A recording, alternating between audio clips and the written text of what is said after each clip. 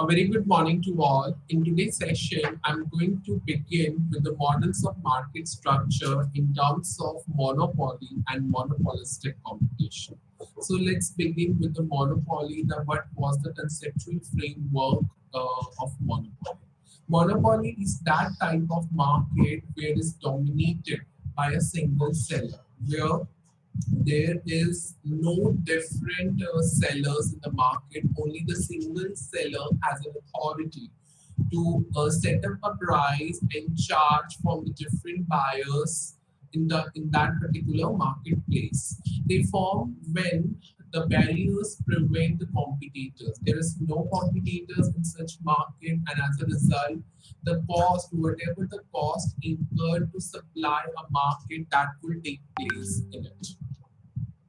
They also taken advantage of such the particular sellers will take an advantage of their monopoly power, and accordingly they charge the higher rates and the prices of the respective products in the market, as they are a single seller, so they have a full power to set up their price, which would be the high price, and accordingly they charge to the different buyers. But as far as I'm concerned, in the United States of America, such monopolies, a single monopolies, are actually illegal in that particular country.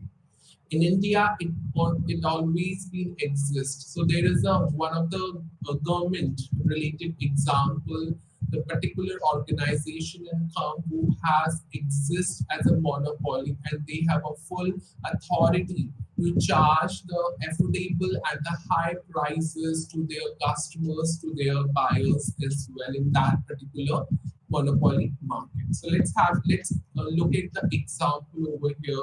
This is the example which where the monopoly power is still exists in India, that is IRCTC. It is a state-owned company and is the only Indian markets who are operating within this industry.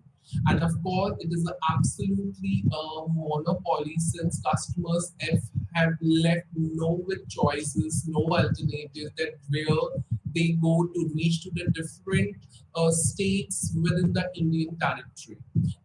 This company is mainly established in 1845, and globally it is one of the largest railways and the largest employers in the world.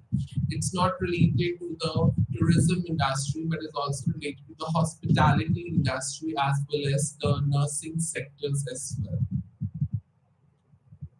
Let's talk about the features of a monopoly market. So this is a chart where exactly the 6 features of the monopoly has been shown. So let's begin with the price maker. When we talk about the price maker, monopoly firm has a full authority to set up a price, and accordingly they could charge the prices or cost to the different buyers, and accordingly they will set up that particular price which will be charged to different buyers accordingly in that particular market.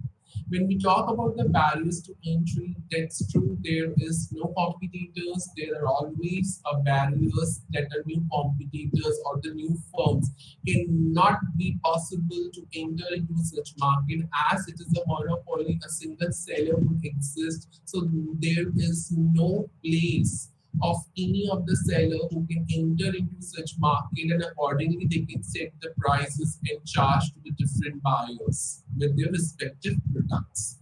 When we talk about the demand curve, in case of the monopolistic firm, the demand curve is almost a downward sloping. So it's always from the highest peak to downward. So whatever the curve which begins from the origin or which begins from the y-axis, it always slopes downwards, and that is the shape of the demand curve in case of the monopolistic firm. There is no close substitutes of any of the products. Whatever the product sellers offers to the buyers, and at that particular price will be already set up a pre-decided price, and accordingly they will charge from the, you can say, perfect substitutes goods. When we talk about the full control over supply, it has a single seller, and of course they have a full control over the supply, over the cost of production, and in fact about the productions of goods to the different places or to the different states within the particular India. So that is the case of the monopoly where they have full control over the market, whatever the supply cost, whatever the prices they would charge, they have their own control to set up and charge accordingly in the market. The last feature of the monopoly market that the firm itself an industry. Definitely, in the market, it is a single seller. Automatically, they have a full, you can say, control, and they act as they act itself as an industry in that particular marketplace. So these are the six main features of the monopoly, where a particular a monopolistic firm which exists in such particular place. Now we talk about what are the reasons for the existence of the monopoly. When we talk about the existence of the monopoly, that there are the various reasons where this particular market could easily exist. So the first reason is such monopolies have a significant market power. They can restrict the quantity sold in the market. They can immediately rise up the prices beyond the competitive level without losing customers, because as the customers have no alternative and choices to refer to the another market and buy the product. So whatever the price is set, whatever the demand of the customers comes in such particular market, they have to buy that particular goods at the set prices, whether it would be the high, whether it would be the low prices. It's in respect of the perfectly competitive market, or as compared to the perfectly competitive market.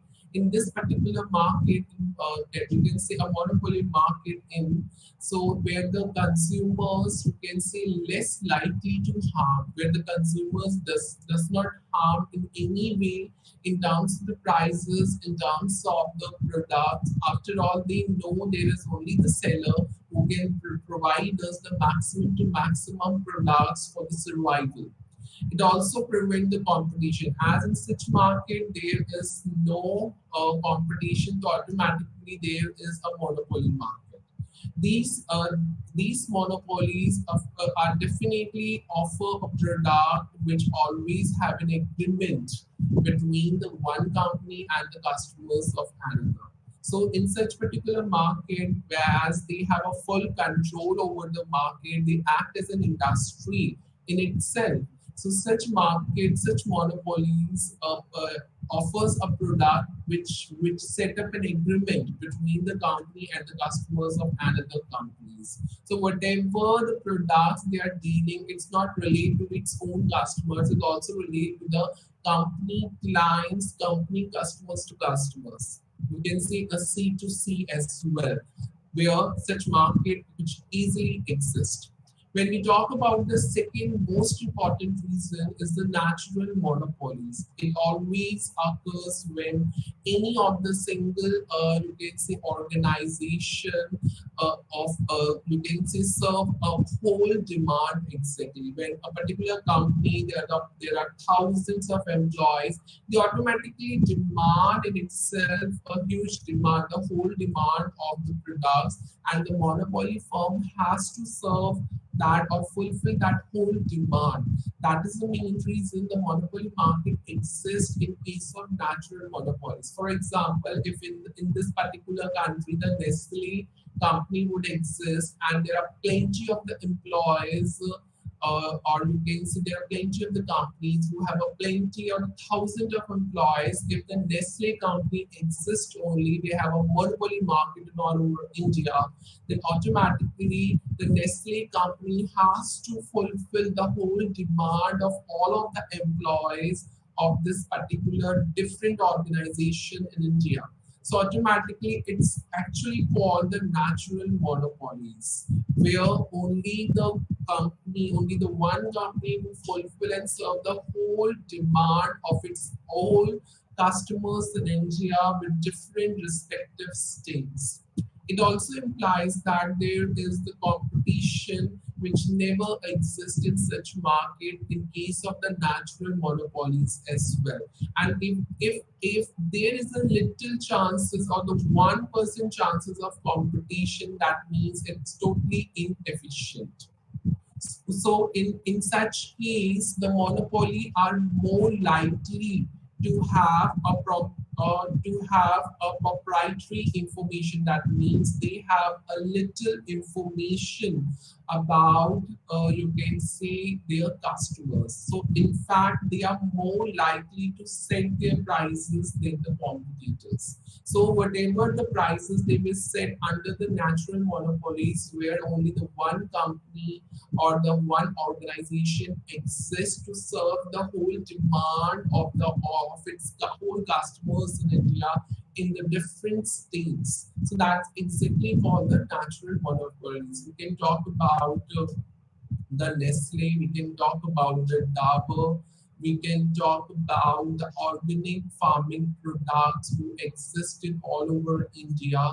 Along with the, you can say there is no, especially the organic farm products is available. You can say any other company would exist properly as the organic company, which is always exist as a natural monopoly. And then ultimately, they have a full power to increase the prices, and of course it limits the competition level among the others. So this is all about the reasons for the existence of the monopoly market. Now, what are the sources of the monopoly power? So when we talk about the monopoly power, where a particular single firm has a full authority or a power to set up the prices, to arrange the cost, to supply the goods and services to its customers, but automatically there are various factors which automatically influence such monopoly power. The first reason is the barriers to entry. And automatically, when we talk about the barriers to entry, so if something that a very good you can say firm would like to enter into such market and approach to its customer, but unfortunately there are barriers to entry. There is no entry and exist in such particular market. Competition number, as there is no competition, so automatically it also influence the monopoly power. If there is a chances of having a competitive level among the others companies, if other companies could exist in the monopoly, then it's not called a monopoly. It's totally convert into the monopolistic competition. When we talk about the advertising, of course, monopoly, a single firm has to advertise their products to the different, you can say, states, and approach a promotional activities or the strategies to advertise their own product. But unfortunately, if the advertising cost wouldn't be incur or wouldn't be, you can say, consider, you can say in case of monopoly, then in that particular case, advertising is also influence the monopoly power. When we talk about the fourth factor, that is the differentiation of the product's characteristics. That's very true that there are the plenty of the products types. It would be the consumer products, it would be the luxuries product, it would be the durable products, it would be the non-durable products. So the product characteristics and with their different varieties of it automatically influence the monopoly power. After all, there are a plenty of the products where a single seller has to deal with it, and accordingly they have to sell that products to its own customers, or the company demand of its of customers to customers. So it would be a control. Such variable will also become influence to such monopoly power as well. If the higher cost or the higher barriers would be possible, that means the monopoly firm it would be a more powerful. That would be a one of the influence uh, factor which occur under the monopoly power. So if there is a higher cost, there is a you can see more and more barriers to be put on to enter into such the market. It actually means the power of such monopoly firms are so stronger that no one can even take a chance or take a risk to enter into such market. When we talk about the next six factor, that means that as there is a very less competition in the market, that means the power of the monopoly would also become higher. That means if there is very less competition, the monopoly firm have a more power to work into such market place. The more advertising means the more investment, the more risk, and of course, it automatically generate or convert into well brand name. If it happens, then automatically the monopoly power will become higher. So that means the advertising cost is also one of the factor which influence the monopoly power as well. That means it automatically increase the power of the monopoly if the single seller want to invest more and more on advertising. Automatically, when we talk about the last factor, is there is more and more differentiation of the products in the market, in the single market. That means there is a more and more greater magnitude of, you can say that more and more variations could be seen in the power of the monopolies. So these are the, you can say, the seven factors which ultimately influence the power of the monopolies market. So these are the main sources which you can say these are the key points, and you can easily elaborate these key points which automatically influence the monopoly power. Next concept is monopolistic competition. When we talk about the monopolistic competition, it's just like an open market where the large number of buyers and sellers are open to sell their products. They are actually a similar products, but not you can say identical.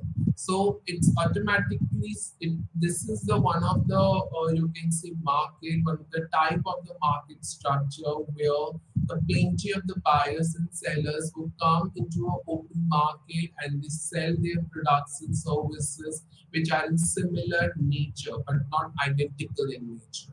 So that type of market structure or that type of market is actually called the monopolistic competition. Now we talk about the four, you can see the conditions of the monopolistic. The first one is automatically the many firms. When we talk about the many firms, the market, monopolistic market does not have a high startup cost, and of course they have a more and more firms to enter into such particular market. When we talk about the barriers to entry, there is actually very low chances. Even the new firms can easily enter into such market with their high startup cost, and the more and more firms would enter, then automatically the competition level would also become higher in this particular type of the market. So these are the first of all, these are the two main conditions. Then we come up to the next two more. And there are many firms who are exist in such market. They have a full freedom to control the market in terms of buying and selling of its own products to the different buyers. When we talk about the next is few artificial barriers to entry, that means the barriers to entries are relatively low as compared to the monopoly market. So automatically the new firms can easily enter into such particular market. That means in monopolistic market.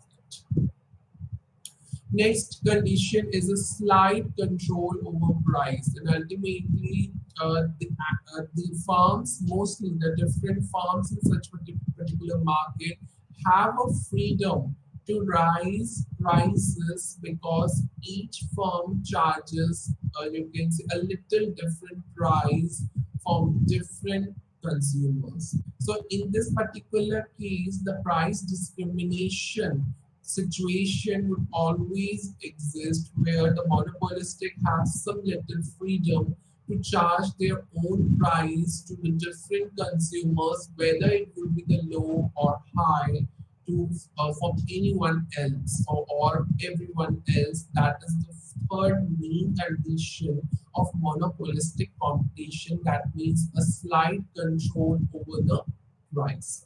When we talk about the fourth condition of such market, that is the differentiated products. Automatically, when we talk about the differentiated products, if there are plenty of the farms who are selling their products, but that products are actually differentiate, we can differentiate, distinguish from one product of one farm to the another farm products. So that means it's called a differentiated product, and every product of any firm would differs to another firm products. So firm has some control and have little freedom to set up the price and charge accordingly, but their products are actually differentiate, or you can distinguish their products from the other products which are actually available in the market. So these are the four conditions, main conditions of the monopolistic market. The first one is many firms, barriers to entry, a little little control, little barriers to entry. The next one is the slight control over price and the differentiated products. So these four conditions, if any of the firm fulfilled, then definitely it already enter or having in the monopolistic competition. What are the types of businesses are monopolistically competitive? So there are actually various types of the businesses which have a monopolistic, you can say, competitive markets, and of course there are most markets where exist in this particular model. If we talk about the soft drinks, let's take an example of the soft drinks. We always talk about the Coke, Pepsi, RC, Reebok, and many firms. There are plenty of the firms, if we talk about, which already exist in India. We can talk about the Coke, we can talk about the Pepsi, we can talk about, you can say, the Red Labels, Red Bulls, you can say products. So there are plenty of the firms who are actually involved in the soft drinks, which are not exist in India, but it's also take over or take a next level to the international level as well. So that's why it considered as a monopolistic competition or the monopolistic market. There are some, when we talk about the few, in case of the soft drinks, that means the barriers to entries are actually or relatively very few. That means they don't need any huge factories to open up the soft drinks factories. There is no chemicals to be used, and relatively such soft drinks are actually very inexpensive to produce. If you look up any of the soft drinks in India, it's very, you can say, affordable to every section of the society in India.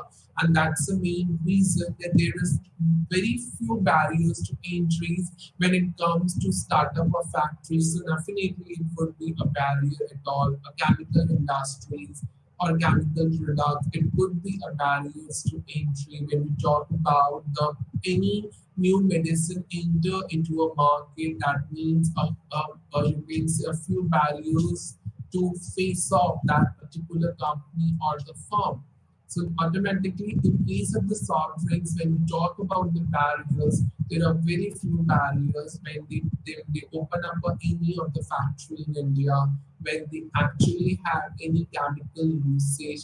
Then we have a very few artificial barriers to entry in such particular soft drinks companies. And of course, everyone can easily purchase, or it is uneasily, the companies could easily produce such products to the different countries or at a very affordable and nominal charges. When we talk about the comparison of the differentiated products, that means the Coke and VPO. VPO is actually, you can see the one of the virgin of the soft drinks, and it obviously it is another firm who involved or entered into such market, and of course the competitor of the Coke as well. So it is also soft drinks, are colored soft drinks where the people, or you can see the international, or you can see clients or the customers prefer such particular soft drink as well in their daily life. So automatically, if we compare the differentiated products that Coke is compared to Repo, then automatically there is only a slight control over the means Coke is little more expensive than the Vipo. Vipo is actually the cheaper product which is a very colored soft drinks. If you look up in India, there are very soft drinks which is in color like Red Bull, we can say energy drinks, we can say. So automatically, when we talk about such drinks and compared to the another drinks, that definitely there is a, you can see, slight control, a little increase or decrease in prices or the cost. So that is also the one of the condition which has been fulfilled in case of the soft drinks under the monopolistic market. Some people like Coke more than Pepsi. That's very true. It's a differentiated product. Get the preference of the customers that and the choices that which product actually they prefer more. So in this particular example, the Coke, some people are actually prefer Coke more than the Pepsi, or some people prefer, you can say Pepsi more than the Mirinda. So that is actually the some types of the businesses where the monopolistic competition you can already exist, and already it is exist in real terms as well. How do firms in monopolistic competition get customers? What are the reasons that how the firms would easily get customers in this particular market? It totally depends upon the level of styles they apply, the level of services they offer. It depends upon the location. It also depends upon the environment. It's totally not depend upon the high and low prices of their differentiated products. Of course, through the non-price competition as well, a particular firms has to focus on their style, services, and location as well, so that they can attract more and more customers in this particular market. So, of course, the non-price competition is actually not enough. There are other parameters where the every firm has to focus upon it. It's not about only charging the lower prices and accordingly they will grab the market, instead of having more and more competitors and rivals in the market.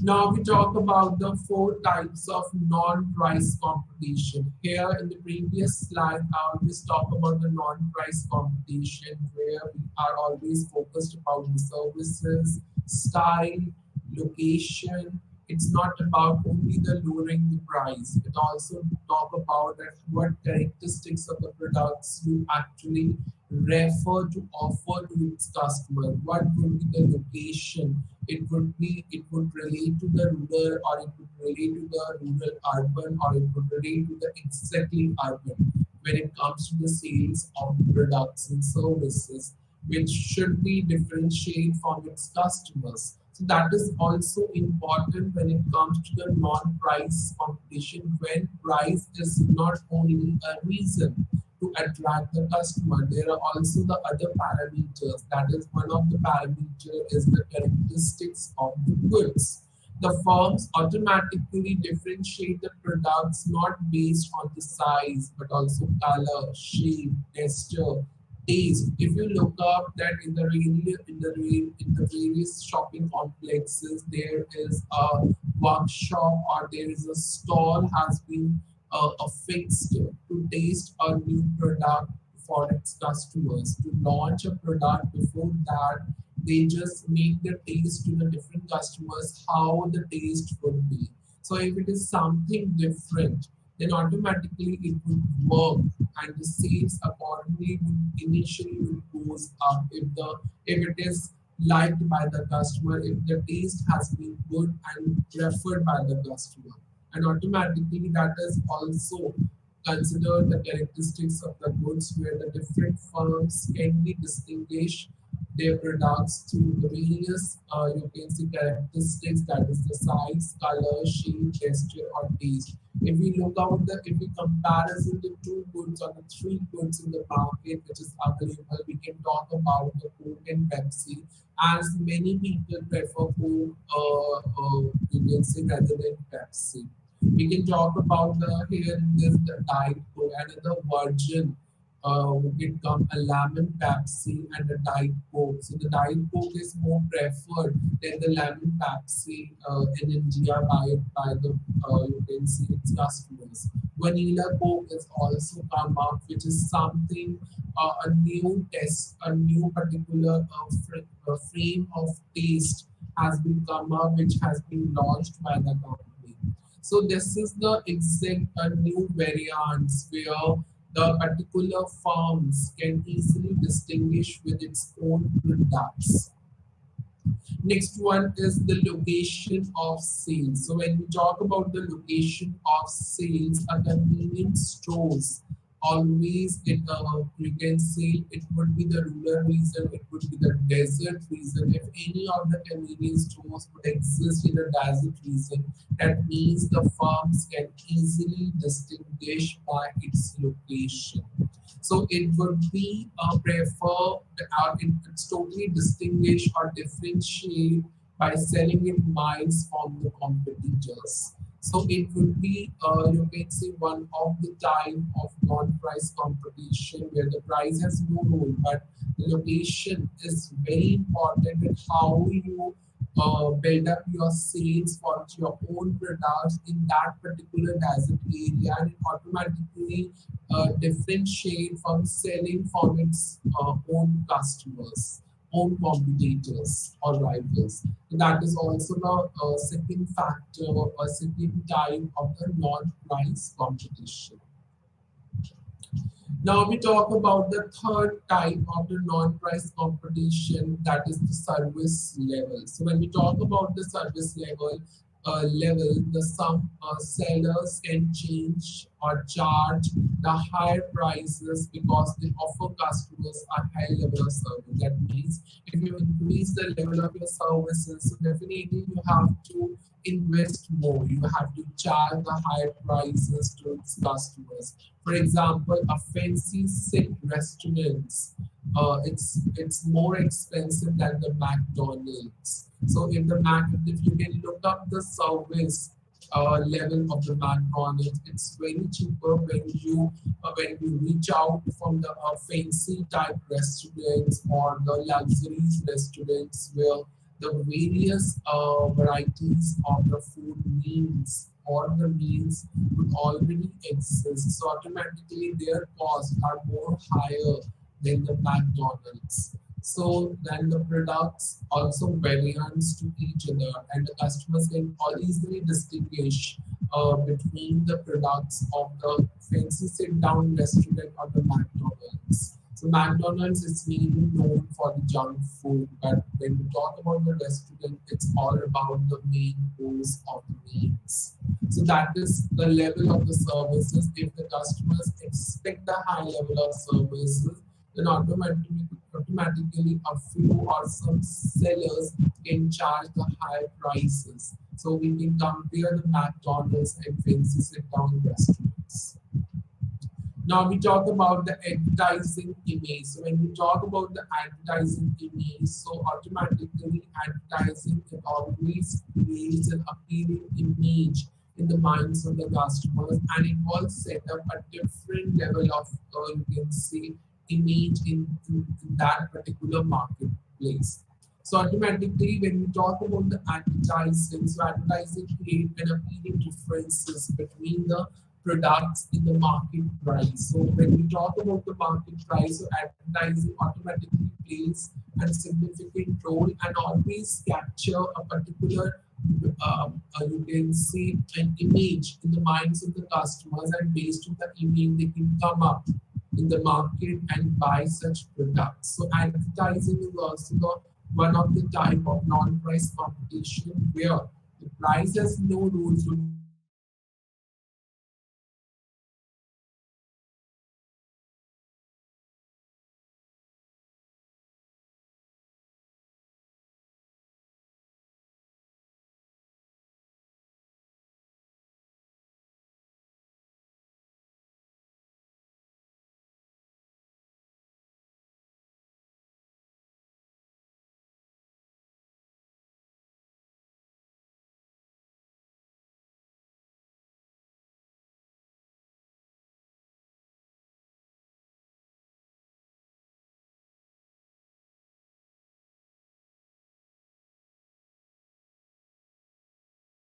Be done by the customers only.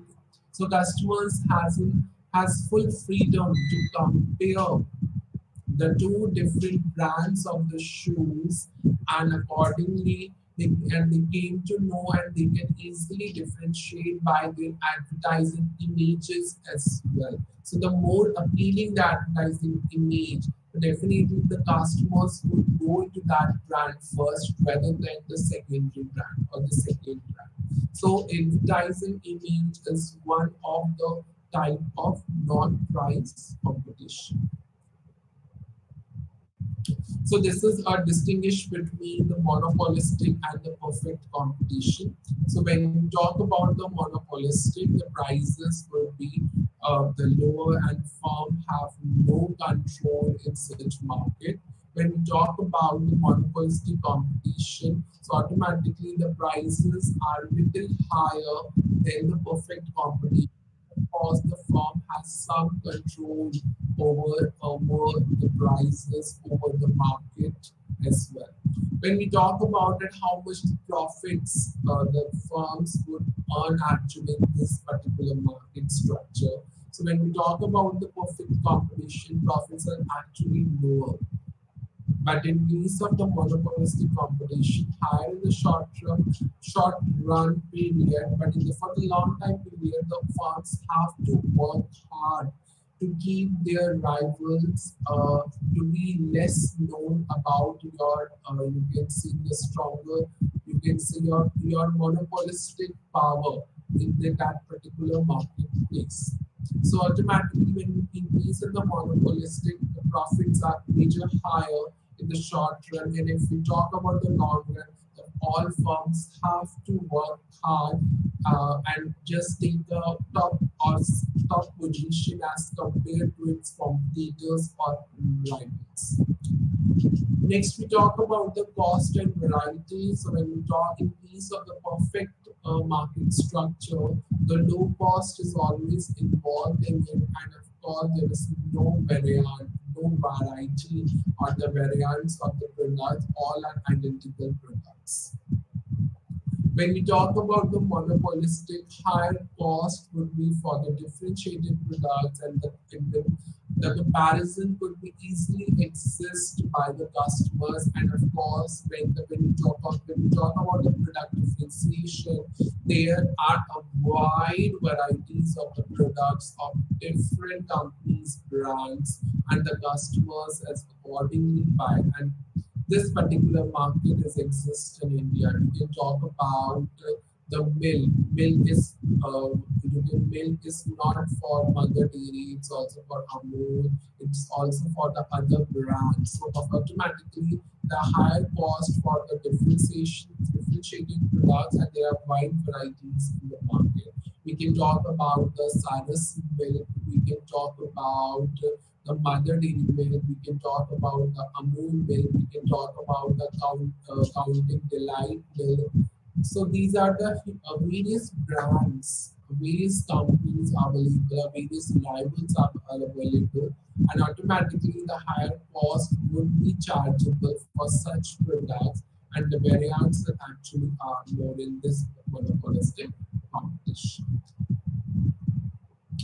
The next concept is oligopoly. When we talk about oligopoly, it means it's that type of market structure where there are only there are only a few sellers which would earn you can say a large profitable in that particular marketplace. So oligopoly is that type of market where there are only a few sellers who earn, you can see, maximum profits in that particular marketplace, and that is called the oligopoly. How the oligopolies work. So there are the various reasons for it. And of course, this type of market structure, this type of market are also illegal in US. But when we talk about the how this market would work, the first reason is collusion. Second is price fixing, and the third one is cartels. So when we talk about the collusion, there is always an agreement among the members of the oligopoly to set up the price and the production levels. So when we talk about the agreement and how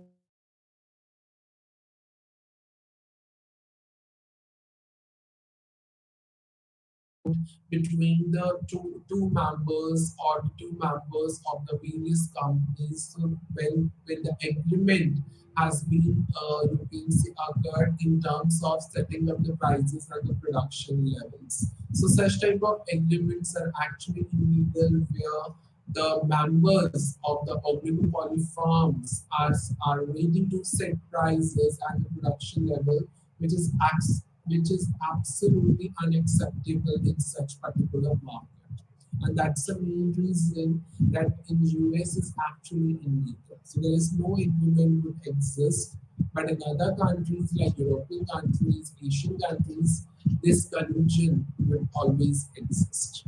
When we talk about the price fixing, that is also the one of the way where the oligopolies would work in their exact marketplace. So it is also price fixing can also done by setting up an agreement among the firms who are ready to sell at the same or the similar prices. So when we talk about the same prices or similar prices, that agreement has to be fixed among the firms, that is really unacceptable in this particular oligopoly market. So that is why that these two main, you can say that how the oligopolies work because of the collusion, because of the price fixing, and both are actually illegal in US, but it's applicable in all other countries.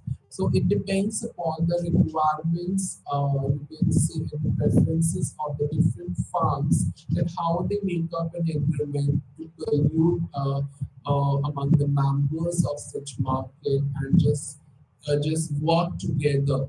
You can see towards setting up the prices and the production levels, and in the same case or scenario of price fixing as well. There is always an agreement exists among the firms that how you uh, sell your products at the same or the similar prices in this particular segment. When we talk about the cartels, cartels is refers to an association of producers which established, which is their main purpose is to establish and coordinate the prices and production. So when we talk about the join together to work, being as a you can see the producers and the sellers to coordinate the prices and production. In this particular cartel, cartels, that there is no point that they focus upon to set up the price and the production level. There the firms are coming up together, established easily, and how they coordinate the prices and production together. That is actually cartels, and cartels are the most you can see the most relevant association which exists in India. There are various companies who are jointly work together and how they coordinate the prices and the production within Indian market. And one of the reasons is OPEC. OPEC stands for Organization of Petroleum Exporting Countries, who not only control the supply of oil but also manipulates the prices of gasoline. So OPEC is also the one of the example of the cartel who are very well established in India as well, where the you can see the companies of not only Indian companies, they can easily associate with the companies of international. They work together, how they coordinate the prices and production. Accordingly, they control the prices of oil and manipulates the prices of gasoline. So accordingly, you can check on it how the prices of the diesel and petrol goes up and down, how the gas you can see CNG gases, PNG gases, the prices is easily manipulated just because of the you can see associations of the producers, that how they coordinate the prices of the oil and gases, and of course its production levels.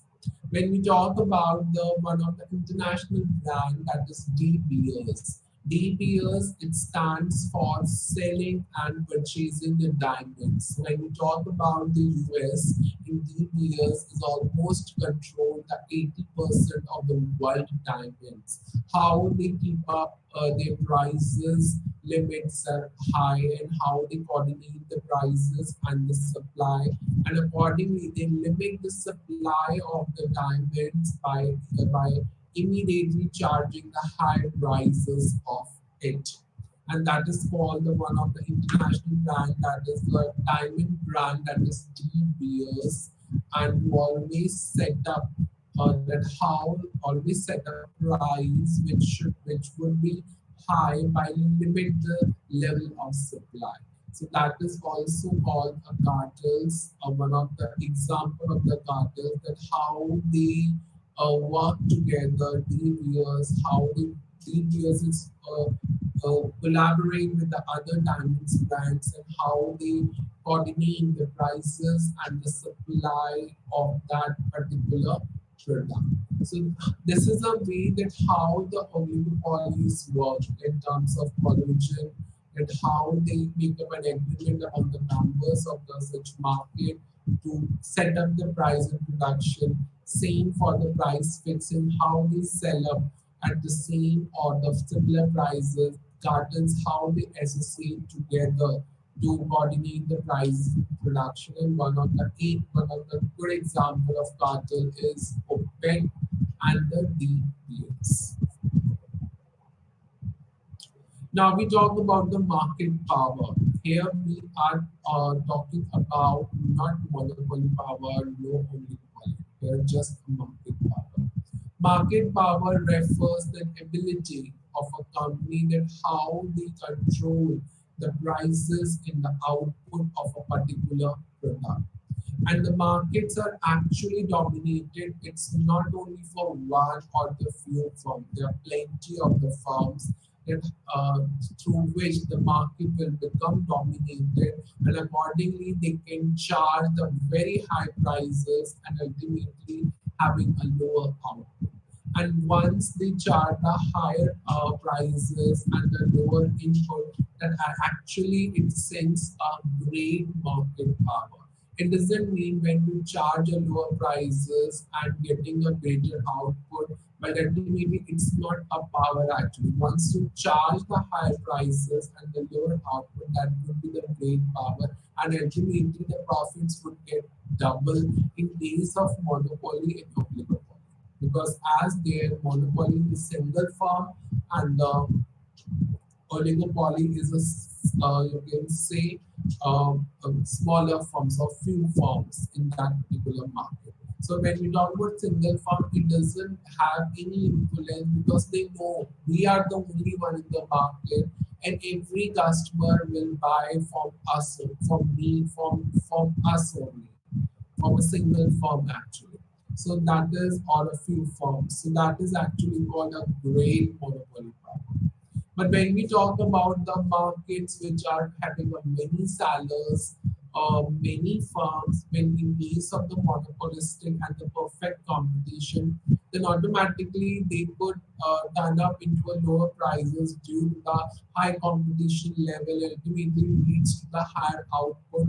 Then automatically when we talk about the market power, then how much control you have in the market, that in this particular scenario, in this particular case, a little or no market power would exist in case of the monopolistic and the perfect competition.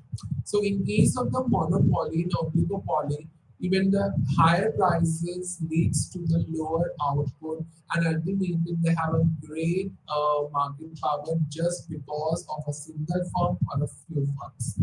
But when we talk about the monopolistic imperfect competition, the competition are quite high, and due to which they will sell the product at a very low prices, which leads to the definitely the higher output.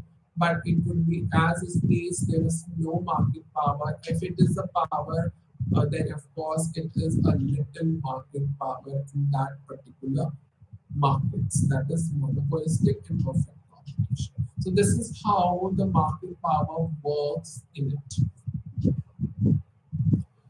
Now we talk about the pricing. That one of the times where the price plays a very important role in how it would work in the monopolistic and perfect competition. And one of the pricing type that used in monopolistic and perfect competition, and firm use it actually, that is called the predictory pricing. Predictive pricing is one of the type of pricing where the firms set up the market price below the cost level for a short term to drive out the customer, just to you can say just lead that customers or just remove that customers competitors into the market. So that is called the predictory pricing. When we talk about in this way, the firms in monopolistic and perfect competition actually gain the market power. As I told, that there is no market power or very little market power, but through the predictive pricing, when we set up such price which is below the cost level for a short-term period, just to take out the competitors into the market. And as a result, in this particular setup of price, at least such markets that is monopolistic and perfect competition will actually gain some monopoly power. For example, it's shown over here that there is a pizza shop who sells the slices of pizza of $0.50 each, and of course it cost me as a customer it's 0.75. That means 20.25. That shopper, the pizza shop, is actually loses that money, and ultimately the competition level is automatically out of the business as it rise the price later. So automatically when you sell that particular a slice at a very low cost, but actually it cost is $0.75. That means that shop owner of pizza is losing 0.25 as they set up the price, it's below the total cost. And ultimately, they out of the such particular shops is out of the business, and they will plan to rise the price later according to the particular situation. So this is an example of the predictive pricing where the exact market price is below the cost levels for the short term period, and that is actually called predictive pricing. And this is a way that how the monopolistic and the perfect competition will gain the market power somehow, so that the other competitors or rival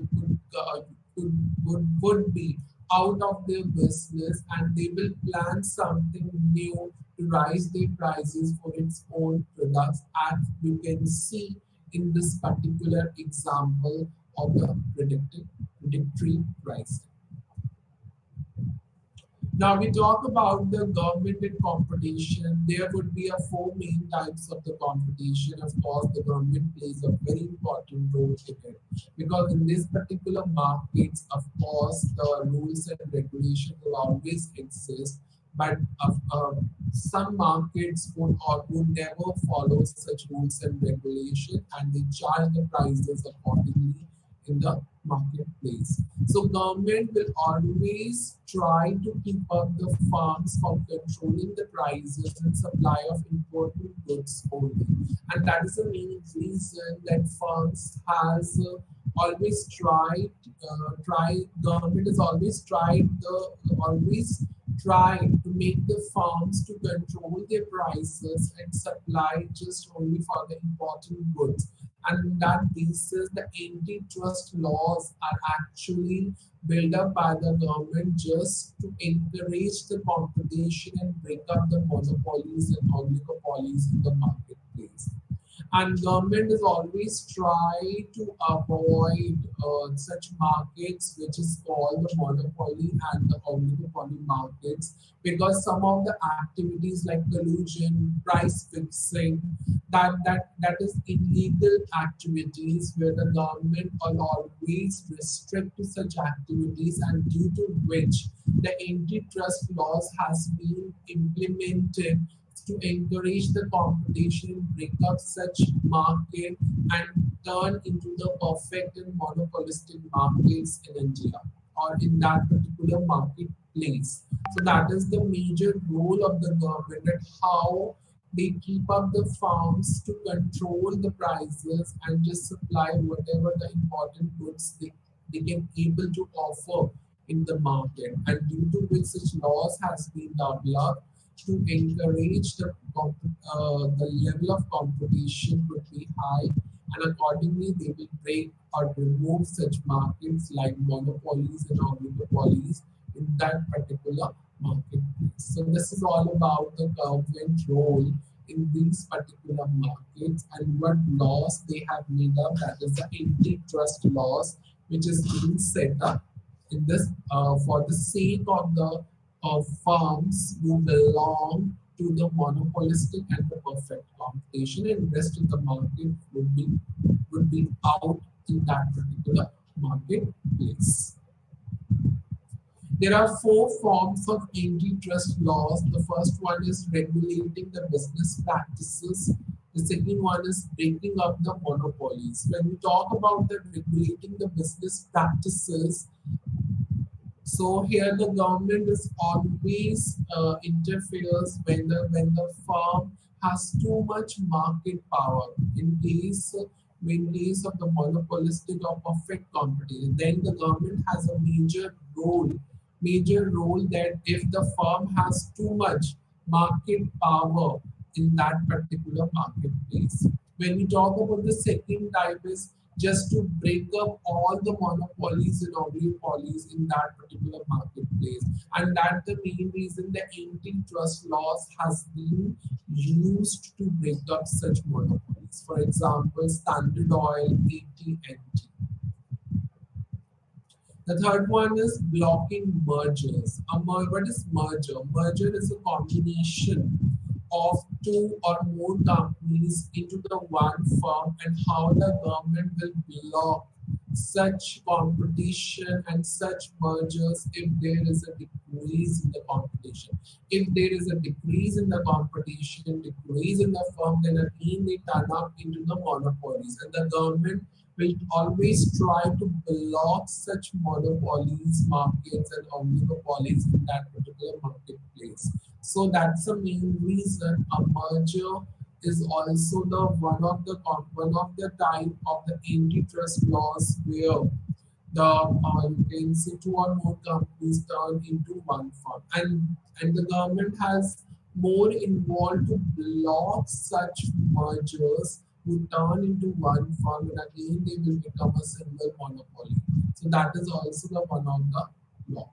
The next one is preserving incentives. When we talk about preserving incentives in 1997, is always a new guidelines has been circulated by the government in case of the mergers, and where the mergers you can say were introduced. That means that merger would be introduced if they provide and show us the benefits to the consumers.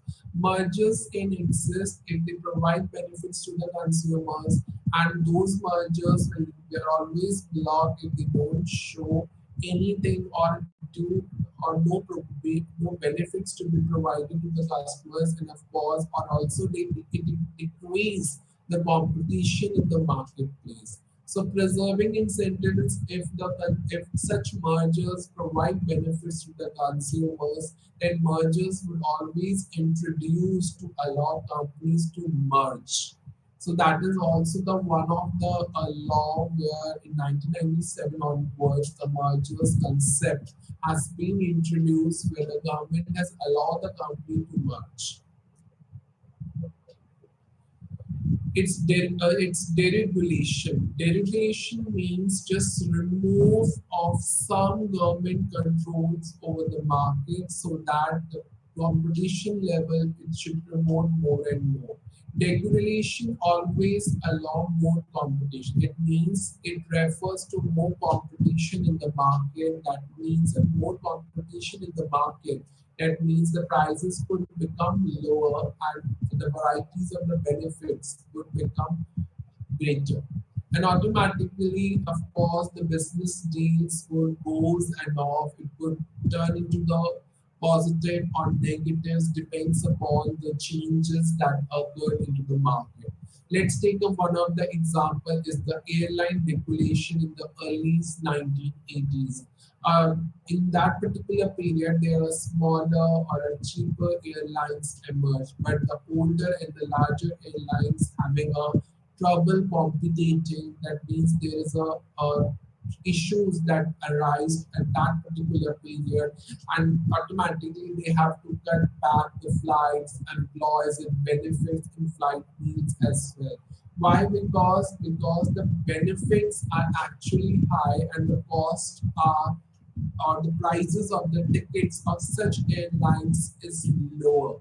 And ultimately, a trouble exists when they have to cut off the on-flight tickets immediately. The employees they have to fire, and of course, the benefits of the to the customers has also become low. That means the means which is provided at that time in the airline, it's just cut off that in-flight meals as well, and that's called the regulation. Why? Because of the increase in competition in the market, and ultimately when the airlines have a lower prices and the benefits are low, then automatically for a long period of change they have to make a certain changes which provides the benefits to its customers.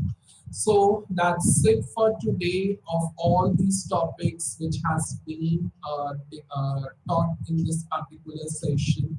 I'll come up some more interesting and new topics with their diagrammatic representations in respect of the few more important concepts in the next session. Till time, thank you for listening the lecture and namaste to all.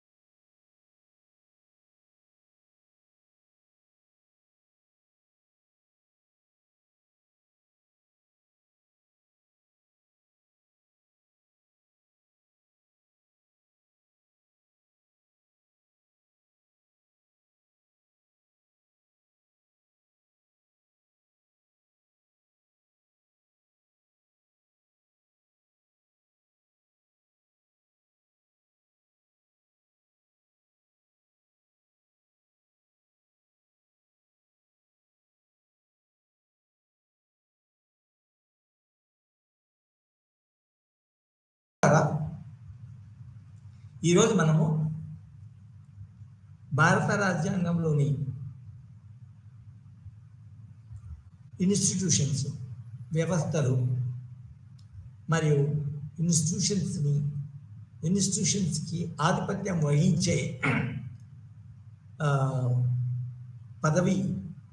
పదవులు like president, vice president, prime minister, మరియు వ్యవస్థ అంటే cabinet for example, ఇవన్నీ ఏ విధంగా మన రాజ్యాంగంలో చేర్చబడినవి. మన భారత రాజ్యాంగం ఒక డెమోక్రసీ, బ్రిటిష్ వాళ్ళ కాలంలో డెవలప్ అయిన ఒక డెమోక్రటిక్ ఫార్మ్ ఆఫ్ గవర్నమెంట్లో ఏ విధంగా ఉండాలి, అదేవిధంగా ఎవరు ఏ విధంగా హక్కులు, బాధ్యతలు ఇవ్వబడ్డారు, తర్వాత ఒక వ్యవస్థకును, ఒక పదవికిను ఇంకొక వ్యవస్థకి, అందులో ఉన్న పదవులకి డిఫరెన్స్ ఏంటి, వీటన్నిటి గురించి రాజ్యాంగంలో ఏం చెప్పబడింది, రాజ్యాంగంలో ఏ ప్రొవిజన్స్ ఉన్నాయి. ఫర్ ఎగ్జాంపుల్, మనము రాజ్యాంగంలో ఇప్పటివరకు ఏం చదువుకున్నామంటే ప్రెసిడెంట్ ఈ విధంగా ఎన్నుకొనబడతాడు, అదేవిధంగా ప్రెసిడెంట్కి కొన్ని పవర్స్ ఉంటాయి, తర్వాత అతడు రాజ్యాంగాన్ని ప్రొటెక్ట్ చేయాలా, is the chief executive, though nominal executive is the chief executive. So nominal executive అన్నంత మాత్రాన అతను లేకున్నా కూడా పనులు జరుగుతాయని కాదు. నామినల్ అంటే ఏంటి అంటే తన కింద ఉన్న మన కౌన్సిల్ ఆఫ్ మినిస్టర్, తన కింద ఉన్న మినిస్టర్స్ ఎవరైతే ఉన్నారో, మినిస్టర్స్ యొక్క బృందం ఏదైతే ఉందో, క్యాబినెట్, సెంట్రల్ క్యాబినెట్ ఏదైతే ఉందో, దాంతో అతను అది చేస్తాడు. సో ఇండివిజువల్గా అతనికి సమానంగా ఇండిపెండెంట్గా పవర్స్ లేవు. సో అవి మన క్యాబినెట్ అతనికి సలహాలు ఇస్తుంటుంది. క్యాబినెట్ ఏంటంటే పార్లమెంట్ యొక్క agent. Cabinet, the Indian cabinet is nothing but it the agent. It is the daughter or son of parliament. So ఆ పార్లమెంట్, ఆ ఏజెంట్, క్యాబినెట్ చేసిన వ్యవస్థలన్నిటికీ ఇతను చూసి పరిశీలించి చక్కగా ఉన్నాయా లేవా, తప్పులున్నాయేమన్నా, తప్పులు పోయినాయేమన్నా అని చూసి దాన్ని ముద్రేసి అతనికి అది చట్టమైంది. అది బిల్లు కానీ లేకపోతే క్యాబినెట్ చేసిన మాటికి రోజు వారము తమ మీటింగ్లో చేసిన నిర్ణయాలు కానీ అవి దానికి ప్రెసిడెంట్ దాన్ని అది చేయాల్సి ఉంటుంది. ఇది స్టాంప్ వేసి దాని యొక్క నిర్ణయం ఆమోదం తెలిపి దాని మీద దాన్ని ప్రొనౌన్స్ దాన్ని గెజెట్ అంటారు. ఓకే, సో ఇటువంటి అన్ని ఈ విధంగా మనము వైస్ ప్రెసిడెంట్ గురించి మాట్లాడుకున్నాము, ప్రైమ్ మినిస్టర్ గురించి మాట్లాడుకున్నాము, తర్వాత శాసనసభల గురించి మాట్లాడుకున్నాము, యూనియన్ శాసనసభ, తర్వాత ఇవన్నిటి గురించి ఒక రాజ్యాంగంలో ఉండే చాప్టర్స్, ప్రొవిజన్స్, ఆర్టికల్స్ ఏవైతే అవి చదువుకుంటాం. సో ఇప్పుడు ప్రొవిజన్స్ ఉంటాయి, కానీ ఒక వేరే రకమైన అంశాలను మనము చదవబోతున్నాం. అవేంటి అంటే ఇండియన్ సొసైటీ, భారత సమాజం ఎలా ఉంది, ఆ సమాజంలోని ప్రజలు ఏ విధంగా ఆర్థికంగా మరియు సామాజికంగా మరియు మతపరంగా డివైడ్ అయి ఉన్నారు, వాళ్ళ యొక్క డిమాండ్స్ ఏంటి, వాళ్ళ యొక్క బ్యాక్గ్రౌండ్ ఏంటి, రాజ్యాంగం వారి గురించి ఏమి చెప్పింది, వాళ్ళ యొక్క పొజిషన్ గురించి ఏం చెప్పింది. సో ఇది ఇవాటి నుంచి మనం కొన్ని పీరియడ్లో చదవబోతున్నాం. అంటే స్టేట్ అనేది, రాజ్యం అనేది మన గురించి ఇదివరకు థియరీ పేపర్స్లో చదువుకున్నాము. సో రాజ్యం అనేది నిజానికి ఒక కనబడని వ్యవస్థ, కానీ ప్రభుత్వం అనేది కనబడే వ్యవస్థ. రాజ్యం యొక్క కాన్సెప్ట్ ఏంటి, రాజ్యం అంటే ఏంది? For example, state is nothing but territory having some population, but having some organization that like government and having independence, sovereignty from other such states. First of all, it's a territorial entity. Second thing, it's having some population.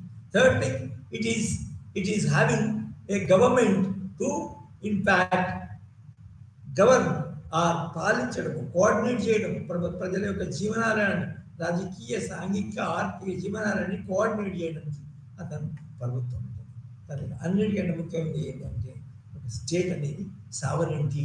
Sovereignty ఏంటంటే సౌభ్రత్వం, sovereign అధికారం, సార్వభౌమాధికారం. సార్వభౌమాధికారం అంటే ఏంటంటే ఇతర ఆర్గనైజేషన్కి స్వతంత్రం. For example, మనం 1947 వరకు మన స్వతంత్రంగా లేవు. మన భారతదేశము అది బ్రిటిష్ వాళ్ళకి, బ్రిటిష్ సామ్రాజ్యవాద వాళ్ళ కింద వలసగా ఉంది. సో ఈ విధంగా మనకి మన ప్రభుత్వము, మన ప్రభుత్వంలో ఉన్న 3 ముఖ్య అంగాలు, that is executive, legislature, judiciary. మరియు మన భారతదేశము ఒక సమాఖ్య రాజ్యాంగం కాబట్టి, ఇది మనం ఇదివరకు నేర్చుకున్నాం. భారత సమాఖ్య రాజ్యాంగం కాబట్టి ఈ భారతదేశంలో ఏ విధంగా మన higher courts, supreme court, lower courts, మన హైకోర్ట్స్, ఉన్నత న్యాయస్థానము, తర్వాత జిల్లా కోర్టు, తర్వాత మండల కోర్టు, మున్సిపల్ కోర్ట్స్ అని అంటుందని. సో ఈ విధంగా మనం ఇంతవరకు నేర్చుకున్నాము. అందులో మన ఒక్కొక్క ప్రెసిడెంట్ పదవిని చేపట్టే అతనికి ఏం అధికారాలు ఉంటాయి,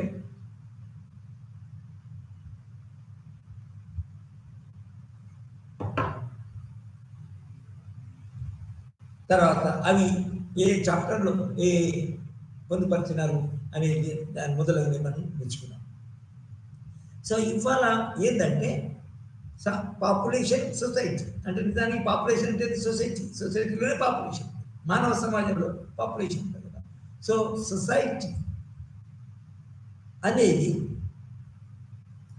ఏ విధమైన నిర్మాణాన్ని కలిగి ఉంది, అందులో ఉన్న ప్రజలు, పౌరులు ఆర్థికంగా, సామాజికంగా, రాజకీయంగా ఎటువంటి స్వభావం కలిగి ఉన్నారు, ఎటువంటి గుణగణాలు కలిగి ఉన్నారు, ఎటువంటి మన సామాజిక, ఆర్థిక మన స్వభావాలు కలిగి ఉన్నారు అనేది మనము society, social structure, economic structure, religion, cultural and other background.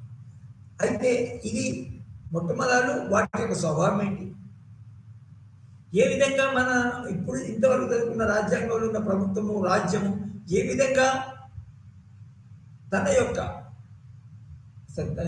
పరమార్థం, రాజ్యం యొక్క పరమార్థం ఏంటి, రాజ్యం యొక్క వ్యవస్థ పరమార్థం ఏంటి, తనకి ఇవ్వబడిన అధికారులతో, తనకి ఇవ్వబడిన బాధ్యతలతో అది మన ప్రజలను, ప్రజల యొక్క సంక్షేమాన్ని కోరడానికి, ప్రజల మధ్యన భేదాభిప్రాయ మన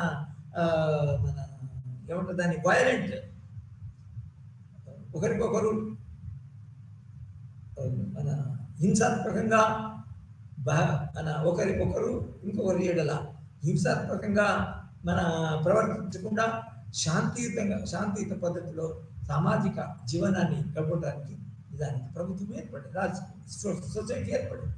అంతేకాకుండా వాళ్ళు ఇప్పుడున్న పరిస్థితి ఏంటి, చాలా అధ్వాన్నమైన పరిస్థితులు, ఎకనామిక్ పరిస్థితుల్లో ఉన్నారా, తర్వాత చాలా తక్కువ, కొందరు ఎక్కువ సామాజికంగా, కొందరు ఎక్కువ మన స్థాయిలోను, తర్వాత పదవుల్లోనూ ఉన్నారా, అది కొందరు పూర్తిగా తక్కువ ఉన్నారా, అంటే సమానత్వము సౌభ్రత మీద ఉందా అనేది మనం చూస్తాం. ఏ విధంగా మనము మన ప్రియంబుల్లో we the people of India having solemnly resolved to constitute India into a sovereign, socialist, secular, democratic republic. మరియు to secure to all its citizens equality, justice, freedom, liberty. ఇవన్నీ మనం రాజ్యాంగంలో రాసినప్పుడు వాళ్ళకి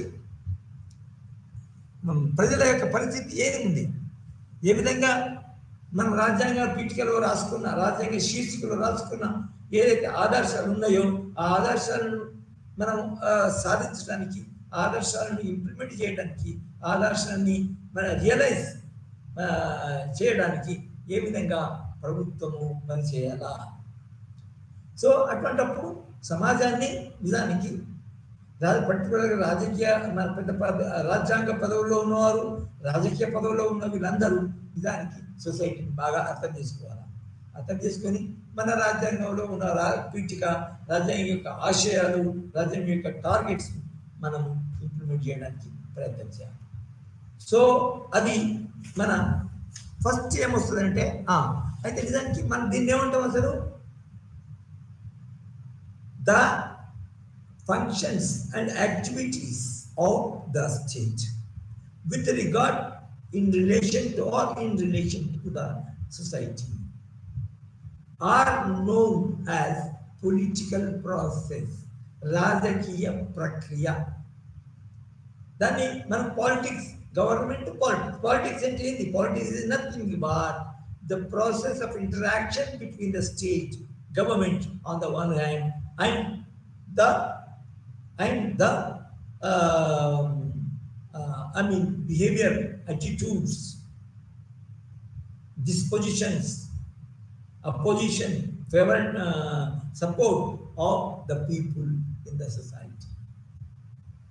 These are politics. Politics is nothing but an interactive process between the state and government, which we call as the physical form, and on the one hand, and the society on the other hand, with their interaction. అయితే ఆ interaction ఎట్లా ఉంటుందంటే మనం తప్పకుండా రాజ్యాంగంలో ఏం రాసుకున్నామో అదే విధంగా ఉంది. అది ప్రభుత్వము మరియు ప్రభుత్వానికి వర్తిస్తుంది. అదేవిధంగా ప్రజలు కూడా మీ యొక్క పొజిషన్, మీ యొక్క హక్కులు, మీ యొక్క బాధ్యత, మీ యొక్క పరిస్థితి, దాని గురించి రాజ్యాంగంలో వాయబడింది. ఇప్పుడున్న మంచి పరిస్థితి ఏదైతే ఇప్పుడు మన తక్కువ స్థాయిలో ఉన్న ఆర్థిక స్థాయిని, మరి తక్కువ స్థాయిలో మన సామాజిక పరిస్థితిని, తర్వాత అన్యాయాలు, అసమానతలు, దోపిడీ, ఇవన్నీ ప్రాబ్లమ్స్ మార్చడానికి ఇగో ఈ రాజ్యాంగంలో ఈ విధంగా వ్రాయబడింది అని ప్రజలకి తెలియజేయడం. అదేవిధంగా మేము ఈ పాలసీను అమలు చేస్తున్నాము, ఈ పాలసీను మేము అమలు చేస్తున్నాము, మీరు ఆ పాలసీను మీకు అనుగుణంగా ఉండేటట్టు మీకు ఆ పాలసీని ఉపయోగించి ఆ పాలసీ ఉద్దేశాలతో నెరవేర్చడానికి మీరు ప్రయత్నించండి. అది నిజానికి దాని యొక్క ఆ విధంగా చేయడమే, ఆ విధంగా ప్రవర్తించడమే ఈ ప్రభుత్వం యొక్క బాధ్యత. అదేవిధంగా వాటిని మీరు అవగాహన చేసుకొని మీరు ఉపయోగించుకొని డెవలప్ ఆర్థికంగా మరియు సామాజికంగా మరియు రాజకీయంగా డెవలప్ కావడం మీ యొక్క బాధ్యత.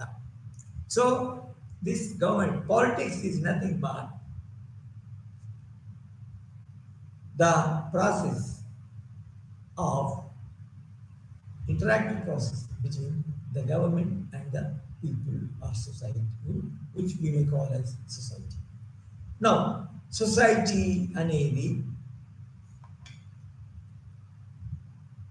ఏ విధంగా ఉంటుందంటే కొందరు ప్రజలు ఉంటారు, జనాభా ఉంటుంది, కానీ అవి ఒక మన జొన్నలు కానీ వడ్లు కానీ ఒక బస్తాలు పోస్తే ఏ విధంగా దానికి బిచ్చ కడితే ఆ జొన్నలు బస్తాలు ఉంటాయో అట్లా ఉండదు. ఫిజికల్గా ఒక అడవిలో చెట్లు ఉంటాయి కదా, చెట్లు కూడా రకరకాల చెట్లు ఉంటాయి అనుకోండి, కానీ చెట్లన్నీ ఒక విధంగా మన సూర్యరశ్మితో, తర్వాత వర్షంతో మన బాగా వాటిని ఉపయోగించుకొని ఏ విధంగా పండు పడతాయి, తర్వాత కాయలు వస్తాయి, తర్వాత మన పూలు వస్తాయి. ఆ విధంగా ఉండవు. మనుషులనే వాళ్ళు, పౌరులు అనేవాళ్ళు దానికి రకరకాల సామాజిక బ్యాక్గ్రౌండ్ కలిగి ఉంటాయి, రకరకాల మన పూర్వరంగాన్ని కలిగి ఉంటాయి, రకరకాల స్వభావం, రకరకాల గుణాలు, ఆర్థిక గుణాలు, సామాజిక గుణాలు, చారిత్రక గుణాలు కలిగి ఉంటాయి. అంటే society is not a homogeneous అంటే ఒక సిమిలారిటీ కలిగిన ఒకే రకంగా ఉండదు. సో అది ఏ సమాజంలోనైనా అండి, అది ఇంగ్లాండ్ కానీ, అమెరికా కానీ, ఆస్ట్రేలియా కానీ, మరియు ఇండియా కానీ, ఆఫ్రికా కానీ, వాళ్ళు ఒకే విధంగా ఉంటారు. అయితే ఏ విధంగా ఉంటారు ఒకే విధంగా అంటే ఏ విధంగా ఉంటారంటే వాళ్ళు రకరకాలుగా వర్గాలుగా, సామాజిక సమూహాలుగా, సోషల్ గ్రూప్స్, సామాజిక సమూహాలుగా, మరియు రాజకీయ మన మతపరమైన మరియు భాషాపరమైన గ్రూప్స్గా, పర్టికులర్గా మతపరమైన సమూహాలుగా విభజింపబడి ఉంటారు. అంటే సామాజిక విభజన ఉంటుంది, మన ఆర్థిక విభజన ఉంటుంది. ఆర్థిక విభజన అంటేనో క్లాస్, వర్గం, ఆర్థిక వర్గం. సో సమాజం అనేది, పాపులేషన్ అనేది ఒకే విధంగా ఉండదు. అంటే దాని అర్థం ఏంటంటే రాజ్యం యొక్క బాధ్యత కూడా ఆ విధంగా పూర్తిగా మారిపోతుంది. రాజ్యం యొక్క బాధ్యత కూడా మారిపోతుంది. తర్వాత రాజ్యంకు అది బాగా విశ్లేషించి అనలైజ్ చేసి ప్రజలు ఏ విధంగా రకరకాలుగా ఉన్నారు, వాళ్ళ రకరకాలుగా ఉన్నారు కాబట్టి రకరకాల ప్రాబ్లమ్స్ ఉంటాయి. ఫర్ ఎగ్జాంపుల్ మన మతం ఉందనుకోండి, 3-4 మతాలలో సంబంధించిన ప్రజలు మన దేశంలో ఉంటే ఒక్కొక్క మతానికి ఒక్కొక్క హక్కు కూడా ఉంది. ఫర్ ఎగ్జాంపుల్ మన రాజ్యాంగంలో ఫండమెంటల్ రైట్స్లో పేర్కొన్న ప్రకారం ప్రజలు, ప్రతి పౌరుడు మత హక్కు కలిగి ఉన్నాడు. తనకి ఇష్టం వచ్చిన మతంలో అవలంబించడానికి, తన ఇష్టం వచ్చిన మతానికి మార్పు చేయడానికి, తర్వాత తమ యొక్క ఇష్టమైన మతాన్ని ప్రచారం చేసుకోవడానికి, ప్రచురించడానికి, మాట్లాడడానికి, తర్వాత మత సంస్థలను ఏర్పరచుకోవడానికి, లైక్ క్రిస్టియన్స్ చర్చెస్, తర్వాత హిందూస్ టెంపుల్స్, మరియు ముస్లిమ్స్ మన మసీదులు కట్టుకోవడానికి, అందులో వాళ్ళ యొక్క మతానికి సంబంధించిన కార్యక్రమాలు, మన ఫంక్షన్స్ నిర్వహించుకోవడానికి హక్కు ఉంటుంది. సో ఈ రాజ్యం ఏదైతే ఉందో, డెమోక్రాటిక్ కంట్రీ ఏదైతే ఉందో, వీటన్నిటిని బట్టి అందరికీ ఆ హక్కులు, ప్రాథమిక హక్కులు ఏదైతే ఉన్నాయో ఆ హక్కుల ప్రకారంగా వాళ్ళ ఎడల మెదులుతూ వాళ్ళ యొక్క సంక్షేమాన్ని, తర్వాత వాళ్ళ యొక్క బాగోగులను, వాళ్ళ యొక్క మనస్తత్వాలను మన బాధ పెట్టకుండా, మనస్తత్వాలను కుంగిపోకుండా చూడడం యొక్క రాజ్యం యొక్క బాధ్యత. తర్వాత రాజ్యం అంటే ప్రభుత్వము, ప్రజలు, ప్రభుత్వము మరియు అధికారము, ఇతరుల మళ్ళీ ఇంకా అది నాకు తెలిసింది అది. సో ఇది మన భారతదేశంలో ప్రజలు మొదటి నుంచి కొన్ని మనం చాలా ముందుకు పోతే చాలా కానీ 100-200 సంవత్సరాలు బ్రిటిష్ కాలము, తర్వాత మొఘలుల కాలము, తర్వాత మరియు ఇంకా దానికంటే ముందు కూడా మనకి కొన్ని వర్గాలుగా, విభాగాలుగా డివైడ్ అయ్యి ఉన్నారు. పౌరసత్వం ప్రకారము, దేశీయత, జాతీయత ప్రకారము all of them are citizens of India. All of them are members of the Indian state. All of them are members of the Indian state. కానీ వాళ్ళు వేరే వేరే ప్రాంతాల్లో ఉన్నారు. ఆ వేరే వేరే ప్రాంతాలంటే వేరే వేరే వేరే మన సామాజికంగా, సాంస్కృతికంగా వేరే వేరే దాటి ఉంటారు. అదేవిధంగా మన ఆర్థికంగా వేరే వేరే స్థాయిలను కలిగి ఉంటారు. వేరే వేరే స్టాండర్డ్స్, ప్రమాణం, వేరే వేరే ప్రమాణాలు వాళ్ళు కలిగి ఉంటారు. సో ఇది అంత గమనించి ప్రభుత్వము పని చేయవలసి ఉంటుంది అని మన రాజ్యాంగంలో పేర్కొనబడింది. ఫర్ ఎగ్జాంపుల్ సమానత్వము, సామాజిక సాంస్కృతిక సమానత్వం అనేది చాలా ముఖ్యమైన పాయింట్. అది మన ఇది ప్రభుత్వం యొక్క రాజ్యం యొక్క విధానాలలో దానికి ఈ సమానత్వం అనేది మన పాటించవలసి ఉంటుంది. మన డిస్క్రిమినేషన్ ఉండకూడదు, పక్షపాతం ఉండకూడదు. ఫర్ ఎగ్జాంపుల్ ఆర్థికంగా మన ప్రజల ఆర్థిక సంక్షేమం కొరకు ప్రభుత్వాలు మన మన ప్రొడక్షన్ ప్రాసెస్లో మరియు అడ్మినిస్ట్రేటివ్ ప్రాసెస్లో ప్రజలని దానికి మన ఉద్యోగాలు ఇవ్వడం జరుగుతుంది.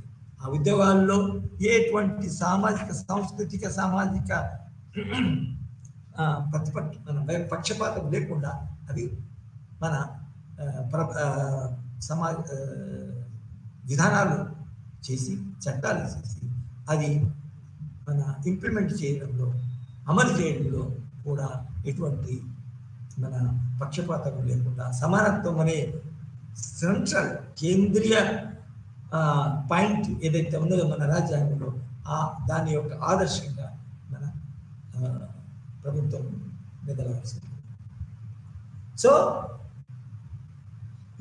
ఈ విధంగా సమాజంలో రకరకాల భేదాలు, బ్యాక్గ్రౌండ్, స్వభావాలు కలిగి ఉంటాయి అని మనం చెప్పుకుంటాం. అది ఏ సమాజంలోనైనా కూడా, ఏ దేశంలోనైనా కూడా ఇది నిజంగా ఉంటుంది. అయితే మన సమాజంలో, భారత సమాజంలో ముఖ్యంగా బ్రిటిష్ కాలంలో తర్వాత కాలంలో మన మన ముఖ్యమైన సామాజిక, ఆర్థిక మరియు సాంస్కృతిక మన ఇది ఉందని మనం ప్రశ్న వేసుకుంటే మన దేశంలో ముఖ్యంగా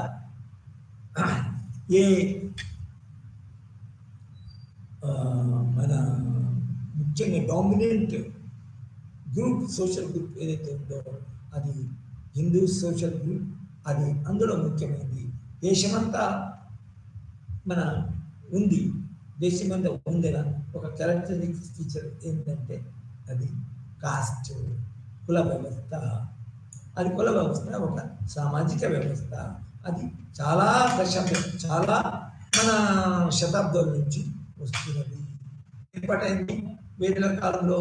తర్వాత అది ఒక విధంగా వేద కాలంలో కాకుండా మన ముస్లిమ్స్ వచ్చినప్పుడు దాన్ని మార్చడము, తర్వాత దాన్ని తగ్గట్టుగా ఒక విధంగా చేయడం జరిగింది. తర్వాత ఈ కులం అనే వ్యవస్థ దానికి మొట్టమొదటి నుంచి మన సమాజంలో, మన హిందూ సమాజంలో, హిందూ పాపులేషన్ వర్తిస్తుంది. అదేవిధంగా ఇటువంటి యొక్క డివిజనే మన వేరే మతాలకు సంబంధించిన డివిజన్ ఉంది. ఫర్ ఎగ్జాంపుల్ ముస్లిమ్స్ ఉన్నారు, తర్వాత సిక్కులు ఉన్నారు, దాని తర్వాత బుద్ధిస్ట్ ఉన్నారు. వీళ్ళందరూ కూడా నిజానికి ఒక సోషల్ డివిజన్స్ ఉన్నాయి వాళ్ళలో కూడా, ఇది ఇతర మతం. కానీ మనం సామాన్యంగా ఈ హిందూ పాపులేషన్ అనేది, హిందూ మతానికి సంబంధించిన పాపులేషన్ చాలా ఉంది కాబట్టి మనము హిందూ క్యాస్ట్ అనేది చాలా ముఖ్యంగా చదువుతున్నాం. కానీ క్యాస్ట్ వంటి మన వ్యవస్థలు వేరే మతస్థుల మధ్యలో కూడా ఉన్నది. అదొక రకంగా అదొక మన బేసిస్ ఆధారంగా చేసుకొని అవి ఆ ఇతర మతస్థుల మధ్యలో కూడా డివిజన్స్. So cost. తర్వాత ఇంకొకటి ఏంటంటే ట్రైబ్. కాస్ట్ తర్వాత ట్రైబ్ అంటే ఏంది? తెగ. తర్వాత మన దేశంలో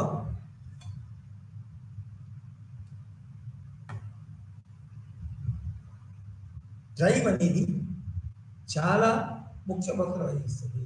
ట్రైబల్ పాపులేషన్, ట్రైబ్కి సంబంధించిన మన జనాభా చాలా ఉంది. అంతేకాకుండా ఈ సామాజిక సాంస్కృతిక తెగ ఏదైతే భిన్నమైన సామాజిక సంస్కృతి తెగ అయితే ఉందో దాని గురించి మన రాజ్యాంగంలో చాలా విషయాలు దానికి చేర్చడం జరిగింది. ఫర్ ఎగ్జాంపుల్ ఒకటి సామాజికంగా సాంస్కృతికంగా మరియు సంస్కృతి అంటే పాలిటిక్స్ కూడా వస్తుంది. సంస్కృతి అంటే పాలిటిక్స్ కూడా వస్తుంది, అది మనం చూసుకోవాల్సి ఉంటుంది. సో ఈ మన హిందువులు, ముస్లిమ్స్, సిక్కులు వలె కాకుండా ఒక ప్రత్యేక రకమైన భౌగోళిక మరియు సాంస్కృతిక అంశాలు కలిగి ఉన్నది ట్రైబు. దాన్ని మనము ఒక తెగ కానీ మరియు మన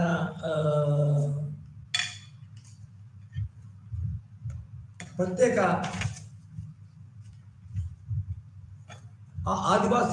ఆదివాసులు కూడా మనం అనుకోవచ్చు.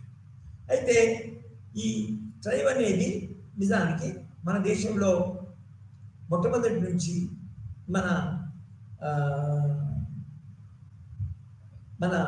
దేశంలో ఉంది. అయితే వీటి యొక్క ప్రత్యేకత ఏంటంటే ఇందులో తెగల్లో కొన్ని ఉపతెగలు అవి ఉంటాయి, కానీ ఈ హిందూ మతంలో మన క్రిస్టియన్ మతంలో వచ్చిన డివిజన్స్ ఏదైతే ఉందో అందులో సామాన్యంగా ఉండవు.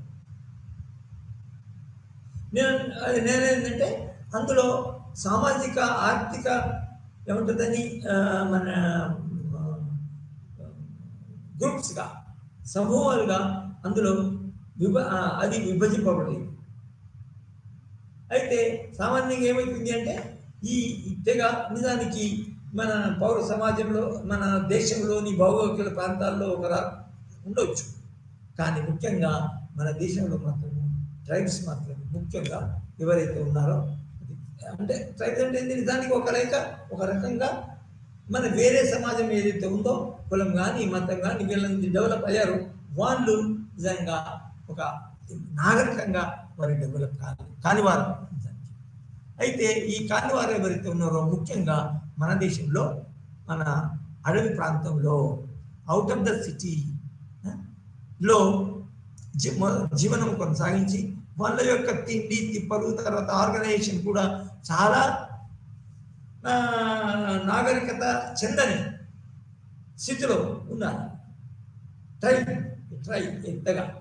తెగ ఇప్పటికి మనం చూస్తాం కదా, ఇది ఒక స్థాయికి రాదని మోడర్న్ ఆధునిక మన జీవన ప్రమాణ స్థాయికి చేరిన వాళ్ళు ఆపుకాలు మనం చూస్తాము. ఇంకా అందరు కలిసి ఒక జంతువుని వేటాడి ఆ జంతువుని వచ్చి తీసుకొని కాల్చి చంపుకొని తినడం జరుగుతుంది.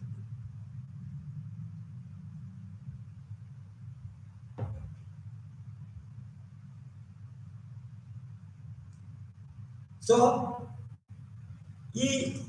ఈ తెగలే మరి ఇంకోటి ఏంటంటే ఇందులో కొంచెం డెవలప్ అయింది, ఒక రాజకీయంగా అనొచ్చు. ఆ తెగకు హెడ్ అయ్యేవాడు ఉంటుంది. ఎందుకంటే మన తన యొక్క బలంతోని తెలివితోని ఇతర తెగల నుండి రక్షణ కొరకు తమ యొక్క మన ఆర్థిక మన జీవనోపాధిని పెంపొందించి రక్షించి చూసుకునేవాడు తెగ నాయకుడు. అంటే నిజానికి ఒక రకమైన మన ఏమంటారు దాన్ని ఆ తెగను కంట్రోల్లో పెట్టి తెగల మధ్యన ఒక మనిషి ఇంకొక మనిషిని కొట్లాడకుండా, ఒక కుటుంబం ఇంకొక కుటుంబం కొట్లాడకుండా చూసేవాడు తెగగా నాయకుడు ఉంటారు. ఓకే, సో రాజకీయంగా అంటే అది రాజకీయ డైమెన్షన్, ఒక జీవించే సమూహం రాజకీయంగా. మరి ఆర్థికంగా అంటే ఏంటంటే ఆర్థికంగా నథింగ్ బట్ మనం తినడానికి ఏ విధంగా ఏ పద్ధతిని అనుసరిస్తున్నాము. అది ఇదివరకు మన జంతువుల కాలంలో మన చాలా డెవలప్ కాని కాలంలో జంతువులను కొట్టుకుంది, కానీ అది వ్యవసాయము తర్వాత అవి పెరిగిన తర్వాత మనకి మన మన మన మన కొరకు ఫ్యూచర్ కొరకు మన యొక్క ఆహార ధాన్యాలు కలుపుకొని ఉంటాయి. కాబట్టి అది ఆ స్థాయిలో దాని గురించి అంటే తిండి తిప్పల గురించి ఆ తెగలు ఏం చేస్తున్నాయి, వాటిని ఏ విధంగా మెయిన్ స్ట్రీమ్ అంటే మెయిన్ స్ట్రీమ్ అని సిక్కులు, తర్వాత మన హిందువులు, తర్వాత పార్సీలు ఏ విధంగా ఏ స్థాయిలో డెవలప్మెంట్ ఉంది, ఏ స్థాయిలో జీవన ప్రమాణాలు ఉన్నాయి, ఆ ప్రమాణాలను తీసుకుపోవడమే ఆ తెగ యొక్క అవసరం. ఆ తెగకు కావలసిన సపోర్ట్, ఆ తెగకు కావలసిన తెగ మన ఇది సదుపాయం అని మనం చెప్పాల్సి. సో స్పెషల్ క్యారెక్టరిస్టిక్ ఫీచర్ మన దేశంలో ఏంటంటే అడవుల్లో నివసించేవాళ్ళు, నాగరికత డెవలప్ కావు, ఒక ఇల్లు ఉండదు సరిగా, ఒక చదువు ఉండదు సరిగా, తర్వాత ఒక మన ఆరోగ్యానికి సంబంధించిన మోడర్న్ మన మెథడ్స్ ఆఫ్ ట్రీట్మెంట్ అలోపతి కానీ ఆయుర్వేదం కానీ ఉండదు. వాళ్ళు మన నిజానికి చాలా మట్టికి వాళ్ళకి ఏమైనా ఆరోగ్య ప్రాబ్లమ్స్ వస్తే దానికి అడవుల్లోనే ఉన్న చెట్ల యొక్క మన ఆకులను రసాలను దాగి వాళ్ళ యొక్క దాన్ని రక్షించుకోవడము జరుగుతుంది. సో నిజంగా ట్రైబ్ అంటే ఒక వెనుకబడిన భౌగోళికంగా మరి నాగరికంగా వెనుకబడిన తెగ సమూహం. సో కాస్ట్ ఏదైతే ఉందో మన దేశంలో కాస్ట్ ఒక సామాజిక వర్గము కలిగి ఉన్నది, ఒక గ్రూప్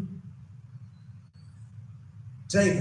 దాని తర్వాత క్లాస్, వర్గం వర్గము అంటే ఏంటి అంటే పర్టికులర్గా it denotes some economic characteristic feature.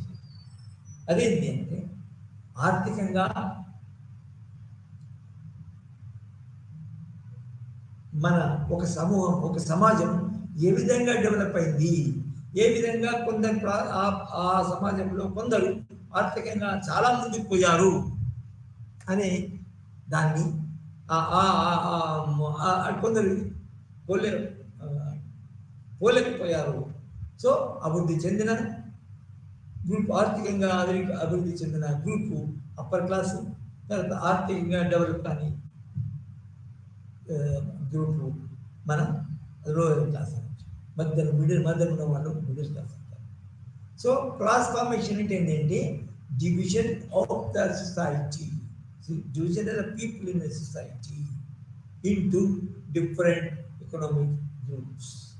ముఖ్యంగా వాళ్ళని ఏ విధంగా వర్ణించవచ్చు అంటే upper class, middle class, lower class. ఆర్థికంగా చాలా ఎక్కువ సంపద డబ్బు ఉన్నవాళ్ళు అప్పర్ కాస్ట్, తర్వాత మధ్యరకంగా ఉన్నవాళ్ళు మిడిల్ క్లాసు, తర్వాత దానికంటే కొంచెం తక్కువ ఉన్నవాళ్ళు మన లోయర్ క్లాస్. సో క్లాస్ అనేది ఒక ఆర్థిక పరిస్థితిని, స్థితిని, స్వభావాన్ని సూచిస్తుంది. తర్వాత ఇంకొకటి ఏంటి అంటే మనం ఏం చదువుతున్నాం, కాస్ట్, ట్రైబ్, క్లాస్ చదువు. అయితే నిజానికి వేరే ఐడెంటిటీస్, ప్రజలు వేరే ఐడెంటిటీస్ కలిగి ఉంటారు. అదేంటంటే జెండర్ అనేది ఒకటి, లాంగ్వేజ్ అనేది ఒకటి, రిలీజన్ అనేది ఒకటి. అసలు ఐడెంటిటీ ఏంటి? ఒక అస్తిత్వము, ఒకే అస్తిత్వం కలిగి ఉన్న సోషల్ గ్రూప్, ఒకే క్యారెక్టరిస్టిక్ ఫీచర్స్ కలిగి ఉన్న సోషల్ గ్రూప్. సో కానీ ఈ ఐడెంటిటీస్ని మనము రెండు భాగాలుగా విభజించవచ్చు. అదేంటంటే ఏది బర్త్తోని, పుట్టుకతోని వచ్చే ఐడెంటిటీ, కానీ ప్రజల యొక్క డిఫరెంట్ అస్తిత్వాలు ఇంకో విధంగా కూడా మన మారవచ్చు, ఏర్పడవచ్చు. అది మనం క్లాస్ పరంగా చూస్తే, ఫర్ ఎగ్జాంపుల్ ఆర్థిక పరంగా చూస్తే నిజానికి ప్రజలు ఆర్థికంగా డెవలప్ అయితే ఒక గ్రూప్ కానీ అందులో వ్యక్తులు కానీ డెవలప్ అవుతుంది, అప్పర్ క్లాస్ అంటారు. సో ఆర్థికంగా ఒకే రకమైన సమస్యలు ఉన్న వాళ్ళు క్లాస్ అంటారు. సో మన దేశం ఆర్థికంగా కూడా బ్రిటిష్ వాళ్ళ కాలంలోనూ, దాని తర్వాత మన ఇండియా దేశం స్వాతంత్రం వచ్చిన తర్వాత కూడా నిజానికి క్లాసెస్గా విభజించబడింది. అయితే ఏంటంటే ఇక్కడ ఆర్థికంగా అనేది ఒక సూచిక, ఒక ముఖ్య స్వభావం క్లాస్కి. అయితే ఈ క్లాస్ ఫార్మేషన్ కూడా ఎట్లా జరుగుతుందంటే, ఈ మన సొసైటీ ఆర్థికంగా ఉత్పత్తి పరంగా నిజానికి డెవలప్ అవుతున్న కొద్దీ ఇండస్ట్రీస్ పారిశ్రామికీకరణ జరిగింది. యాంత్రికీకరణ వల్ల మనకి కార్పొరేషన్స్, కంపెనీస్ ఏర్పడ్డాయి. అదేవిధంగా అగ్రికల్చర్లో కూడా ఇండస్ట్రీలో ఒక విధంగా అయితే మన ఇది అగ్రికల్చర్లో ఇంకో విధంగా కూడా ఏర్పడ్డాయి. సో ఆర్థిక classes, middle class, upper caste, middle class and lower class. అయితే ఈ అప్పర్ క్లాస్లో ముఖ్యంగా ఆర్థికం అన్నాం కాబట్టి కొందరు మన ఆర్థిక శాస్త్రజ్ఞులు, కొందరు రాజనీతి శాస్త్రజ్ఞులు వాటిని మన క్యాపిటలిస్ట్ క్లాస్, తర్వాత వర్కింగ్ క్లాస్. ఒక కంపెనీలలో ప్రైవేట్ ఓనర్షిప్ కలిగి ఉండి తర్వాత వాళ్ళ కంపెనీలో కొందరిని చేర్చుకొని ప్రొడక్షన్ అంటే ఉత్పత్తి సేకరిస్తే అది దానికి ఒక ఇండస్ట్రీ. సో ఆ విధంగా ఇండస్ట్రియల్ రంగాల్లో ఇండస్ట్రియలైజేషన్ జరిగిన కొద్దీ, మోడర్నైజేషన్ జరిగిన కొద్దీ దానికి క్లాస్ ఏర్పడుతుంది. ముఖ్యంగా ఏంటి అంటే ఒక మన ఉత్పత్తి చేయడానికి ఒక కంపెనీ మన ఏమంటుందని పర్మిషన్ ఇవ్వబడి అది తను పర్మిషన్ తీసుకున్న ఉత్పత్తిని తయారు చేయడం, అది చేసినప్పుడు చేయాలంటే కొందరు తనకున్న మనుషులను మన యంత్రాలను కొని ఆ యంత్రాలను పనిచేయించడం కోసం వర్కర్స్ పెట్టారు. సో ఈ వర్కర్స్ దానికి ఒక రకమైన కేటగిరీ అయ్యారు క్లాస్ అంటే. సో క్లాస్ ఫార్మేషన్ ఏంటి? సమాజంలో తక్కువ జనాభా ఉన్నా కూడా ఓనర్స్ ఏదైతే ఉన్నారో వాళ్ళు క్యాపిటలిస్ట్ క్లాస్. అంటే ఫర్ ఎగ్జాంపుల్ మన కంపెనీలో ఓనర్స్, తర్వాత ల్యాండ్ యొక్క ఓనర్షిప్, తర్వాత ఇతర.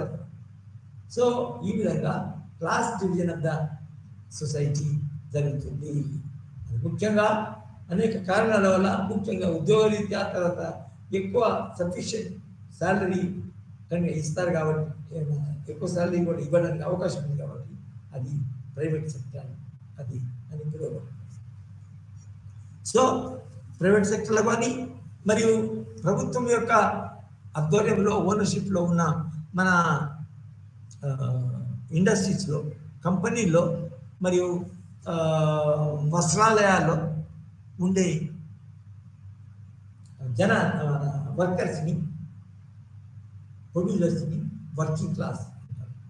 సో ఇది class development of the class. తర్వాత దీని యొక్క అస్తిత్వం, the belong to same class of production. అయితే ఇది కూడా మన రాజ్యాంగంలో దానికి చెప్పబడింది. మన రాజ్యాంగం యొక్క ఆదర్శాలకి అనుగుణంగా నిజంగా వర్కర్స్ మరియు క్యాపిటలిస్ట్ ఇండస్ట్రియల్ రిలేషన్షిప్ యాక్ట్ ఉంటుంది. ఆ ఇండస్ట్రియల్ రిలేషన్స్లో ఏ విధంగా మన క్యాపిటలిస్టు తన యొక్క విధానాలను రూపొందించుకొని తన యొక్క మన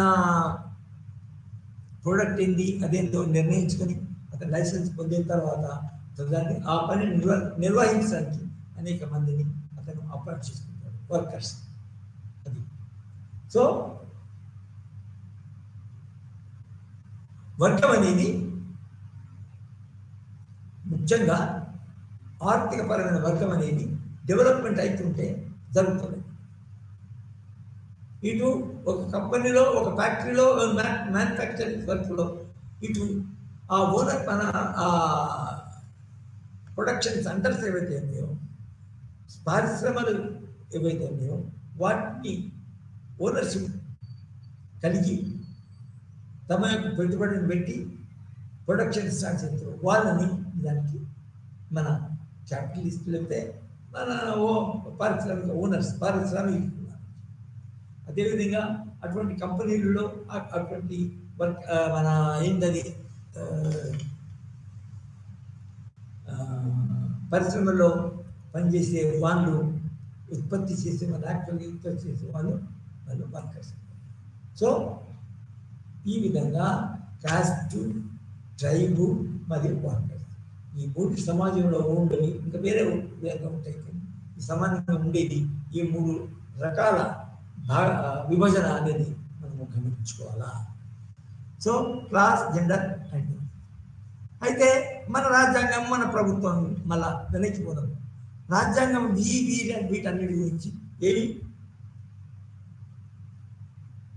చెప్తుంది? రాజ్యాంగంలో ఏముంది? వీటన్ని మొట్టమొదటి కాస్ట్ మన కాస్ట్ విభజన, కాస్ట్ హక్కులు.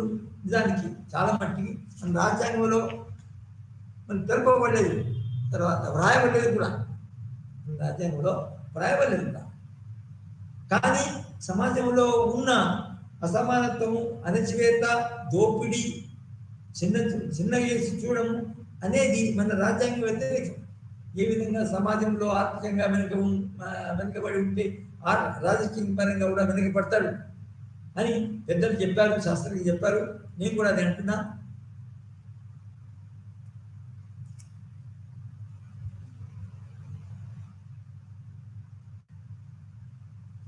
ఇది ఈ సమాజంలో ఒక కాస్ట్ సంబంధించిన వారు తమ యొక్క అభివృద్ధికి, తమ యొక్క మన సంక్షేమానికి కోరుకుంటూ అనేక విధాలుగా ప్రభుత్వం నుంచి ప్రభుత్వం యొక్క రిక్వెస్ట్ ద్వారా, తర్వాత ఇంకా వేరే పద్ధతుల ద్వారా అవి తమ యొక్క ప్రయోజనాన్ని కాపాడుకుంటారు. అయితే ఈ కాస్ట్ ఏదైతే ఉందో ముఖ్యంగా ఇది నిజానికి అన్ని సామాజిక వర్గాలు కూడా,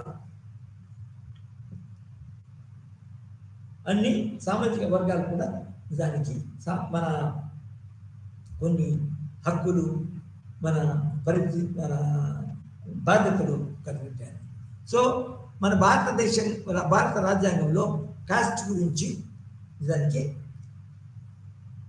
బాగా చెప్పిందనుకోండి. మన ఫండమెంటల్ రైట్స్లో ఒక విధానము, ఒక దాని యొక్క అమలు ఏ ఒక్క కాస్ట్ గ్రూప్ కానీ నష్టపరిచేదిగా ఉండకూడదు, సంక్షేమానికి వ్యతిరేకంగా ఉండకూడదు. సో మన రాజ్యాంగంలో ముఖ్యంగా ఫండమెంటల్ రైట్స్ చేసినప్పుడు కాస్ట్ పేరు మీద, అంటే కులం పేరు మీద ఎటువంటి విధానాలు, కులపక్షపాతం ఉండద్దు అని చెప్పండి. కానీ అదేవిధంగా సామాజిక మన ఇది దుర్గుణం, ఈవిల్, దురాచారం ఏదైతే ఉందో, ముఖ్యంగా మన సమాజంలో అంటరానితనం ఏదైతే ఉందో, అంటరానితనం నిజంగా రాజ్యాంగపరంగా తీసుకొచ్చి అసలు అంటరానితనం ఎవరైతే పాటిస్తారో వాళ్ళు దానికి మన రాజ్యాంగంలో పేర్కొనబడిన అధికరణం ప్రకారం వాళ్ళు దానికి శిక్షించబడతారు. సో అదేవిధంగా కాస్ట్ బేసిస్ మీద ఉద్యోగులు కానీ ప్రాజెక్టులో మన ఎలిజిబిలిటీ కానీ ఇవ్వడానికి జరిగింది.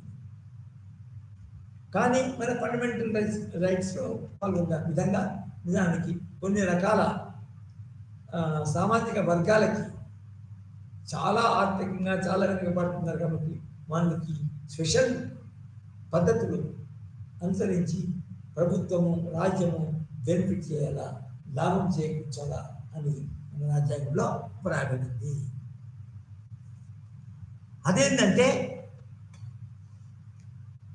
రాజకీయంగా అటువంటి వసతులు, స్పెషాలిటీస్, ప్రత్యేకతలు, నిజంగా ప్రత్యేక కార్యాచరణలు మన ప్రభుత్వాలు, కేంద్ర ప్రభుత్వం, రాష్ట్ర ప్రభుత్వం తీసుకోవచ్చు అని దానికి మన రాజ్యాంగంలోనే మెన్షన్ చేశారు. అయితే ఇప్పుడు మేము చెప్తున్నట్టు ప్రభుత్వము అన్ని రకాల సామాజిక వర్గము, మనం ప్రాథమిక వర్గము ఏ విధంగా డెవలప్ కావాలి కాబట్టి ఆ కాస్ట్ బేసిస్ కూడా అతనికి వాళ్ళకి కొంత హక్కులు కూడా ఇవ్వడం జరిగింది. కానీ దాన్ని కులతత్వం పెంపొందించడం కాదు, కులంలో ఉన్న వెనుకబడిన వారిని వాళ్ళను రక్షించుకోవడము, తర్వాత ఆ కులానికి సంబంధించిన ప్రజలకి ప్రభుత్వ విధానాల్లో ఏముంటుందని ప్రాతినిధ్యం కలిగే విధంగా చట్టాలు చేయాలి. సో వీటన్నిటి కలిపి భారత రాజ్యాంగంలో ఏం చేసిందంటే కాస్ట్ బేసిస్ షెడ్యూల్ సమాజంలోని ఈ ప్రత్యేక గుణాలున్న వ్యక్తులని ఎస్టీస్ అని మరియు ఎస్సీలు అంటే వాళ్ళు కూడా నిజానికి ఒక రకమైన అంటనాన్ని వారికి ఉండదు. అయితే వాళ్ళకు కూడా దానికి వాళ్ళ యొక్క బెనిఫిట్ కోసం దానికి ఒక సంఘం కూడా commission SC ST central commission అని ఏర్పాటు చేయడం. దాని కింద ఏంటంటే సామాన్యంగా వెనుకబడిన తరగతులు ఎవరైతే ఉన్నారో ఎస్సీలలోని మెంబర్స్ అభ్యర్థులు తర్వాత ఆ విద్యార్థులు ఎవరైతే ఉన్నారో వాళ్ళకి దాన్ని ప్రభుత్వం ఈ విధంగా చేస్తుంది, మన ప్రవర్తిస్తుంది. ఇంకా అనేకమైన ఉద్యోగాల్లో ఫర్ ఎగ్జాంపుల్ ఉద్యోగాల్లో కుల పక్షపాతం కాకుండా ఒక ఉద్యోగానికి లేకపోతే కొన్ని ఉద్యోగాలకి అందరూ ఒకటే కండిషన్ పెడతారు. అందరికీ ఆ విద్యార్థి ఆ విద్యకు గల అవసరమైన డిగ్రీ తర్వాత ఆ విద్యకు అవసరమైన స్కిల్ ఇది మన కలిగి ఉండాలి. అంటే కండిషన్ పెట్టవచ్చు. All are equal before the law, all are equal in the employment process.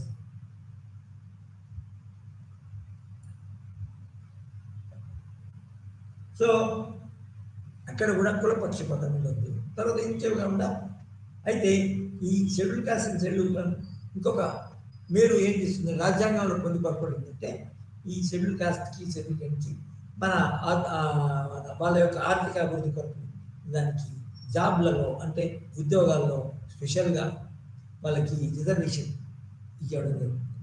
అది ఇంప్లిమెంట్ కావడానికి అన్నింటిలో అన్ని మన కాలేజీలలో కూడా ఇది వాళ్ళకి మన ప్రత్యేక సదుపాయాలు కలిగిస్తూ ప్రత్యేక హక్కులు కలిగిస్తూ అది మన రాజ్యాంగంలోనే ఉంది.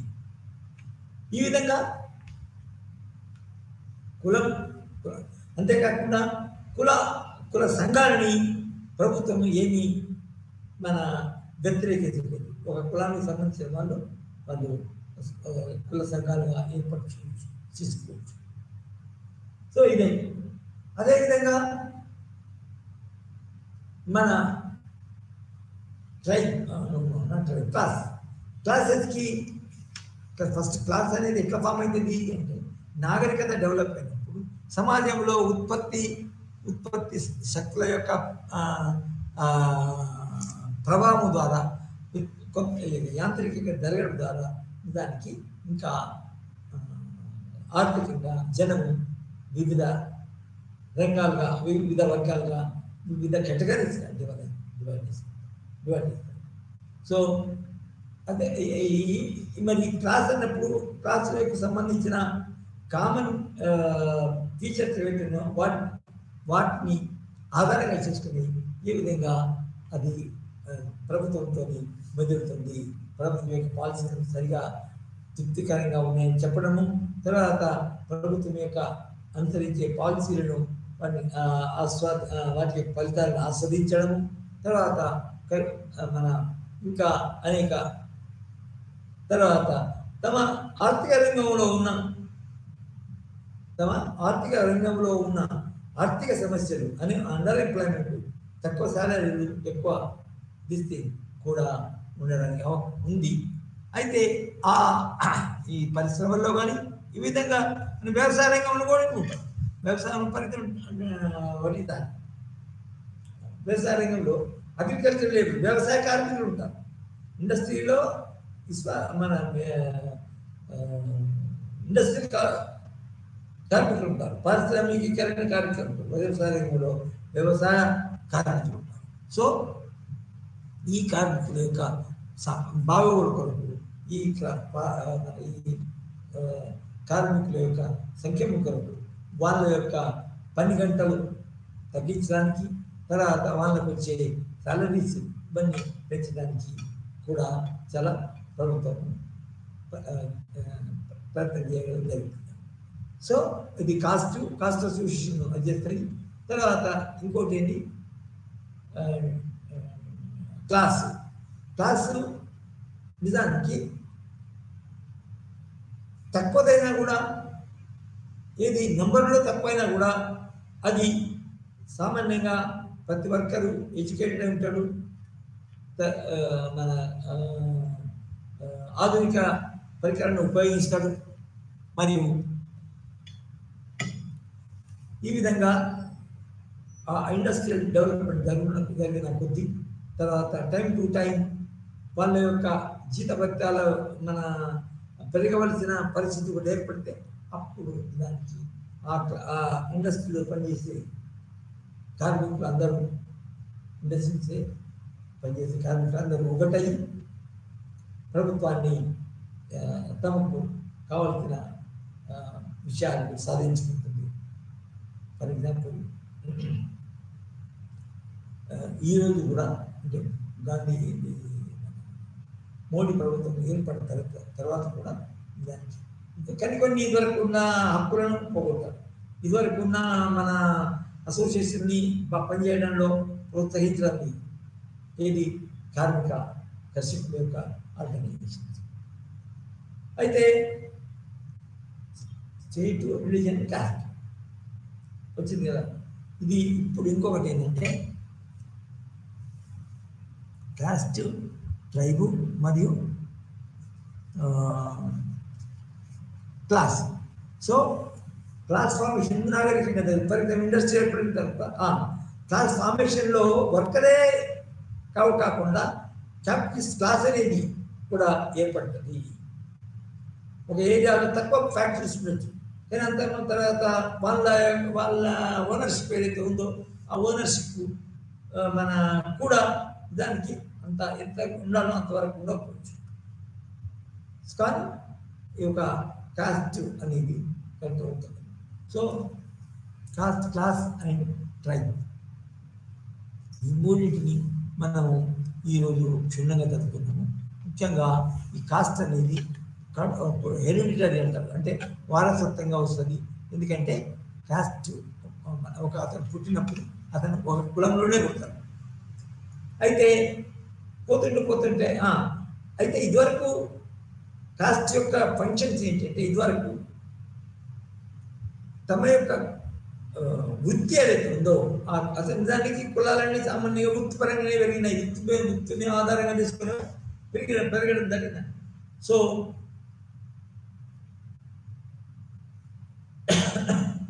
ఆ వృత్తిపరంగా జరిగినప్పుడు ఆ ఏర్పడిన క్లాస్ ఏదైతే ఉంటుందో తమ యొక్క మన అవసరాలు, తమ యొక్క పరిస్థితిని ఎక్స్ప్రెస్ చేయడానికి దానికి క్లాస్ అసోసియేషన్ ఏర్పడవచ్చు. అటు కాస్ట్ అసోసియేషన్ ఏర్పడవచ్చు, తమ యొక్క కాస్ట్ను నిజంగా మన ఆర్థికంగా అభివృద్ధి చెందడానికి ప్రయత్నం చేయొచ్చు. తన యొక్క కాస్ట్కి రాజకీయ ప్రాతినిధ్యం ఉందా లేదని చూడడం, లేకపోతే తమ ప్రాతినిధ్యాన్ని కొరకు తమ యొక్క క్లాస్ యొక్క రాజకీయ ప్రాతినిధ్యం కొరకు చట్టసభల్లోనూ మన దేశంగా పార్లమెంట్లోనూ తమ యొక్క నాయకులు, తమ యొక్క సపోర్టర్స్, దానికి సంబంధించిన సభ్యులు రాజకీయాల్లో ఉన్నారా మన ఏంటది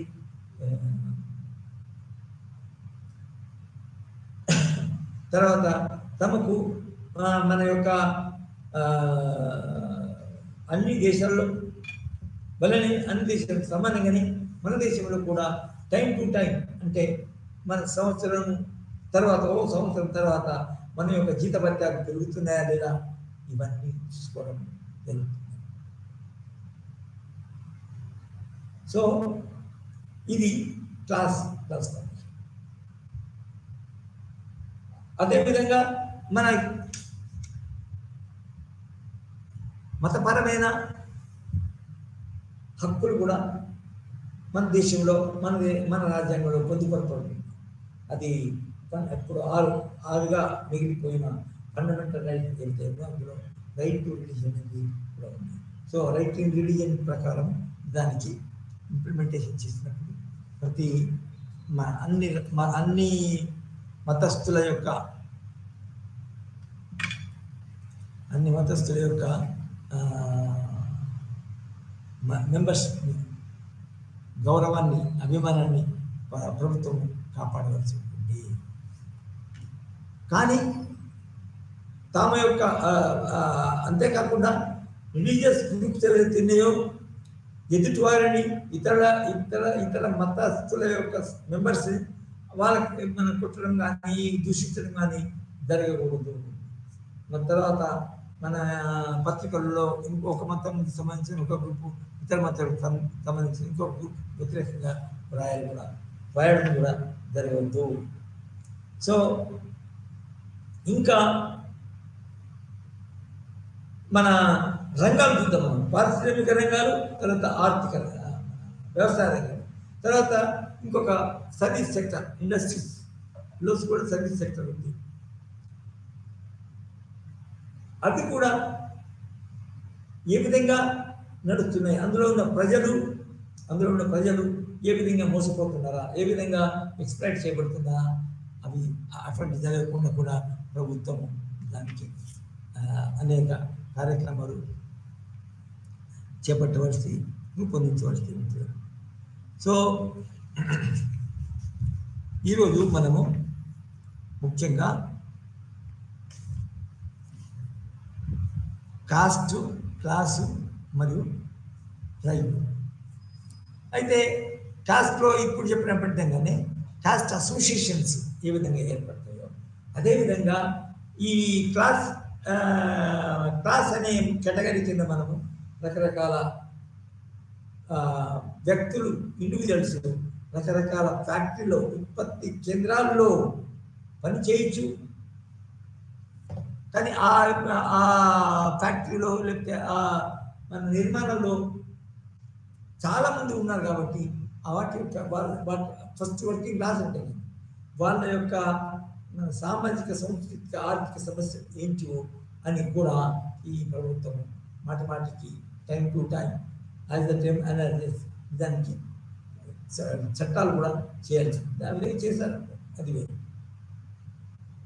అదేవిధంగా కాస్ట్ క్లాస్ ట్రైబ్, ఇది ట్రైబల్స్ కూడా దానికి మన ఆర్థికంగా మన ట్రైబల్స్ కూడా ఈ విధంగా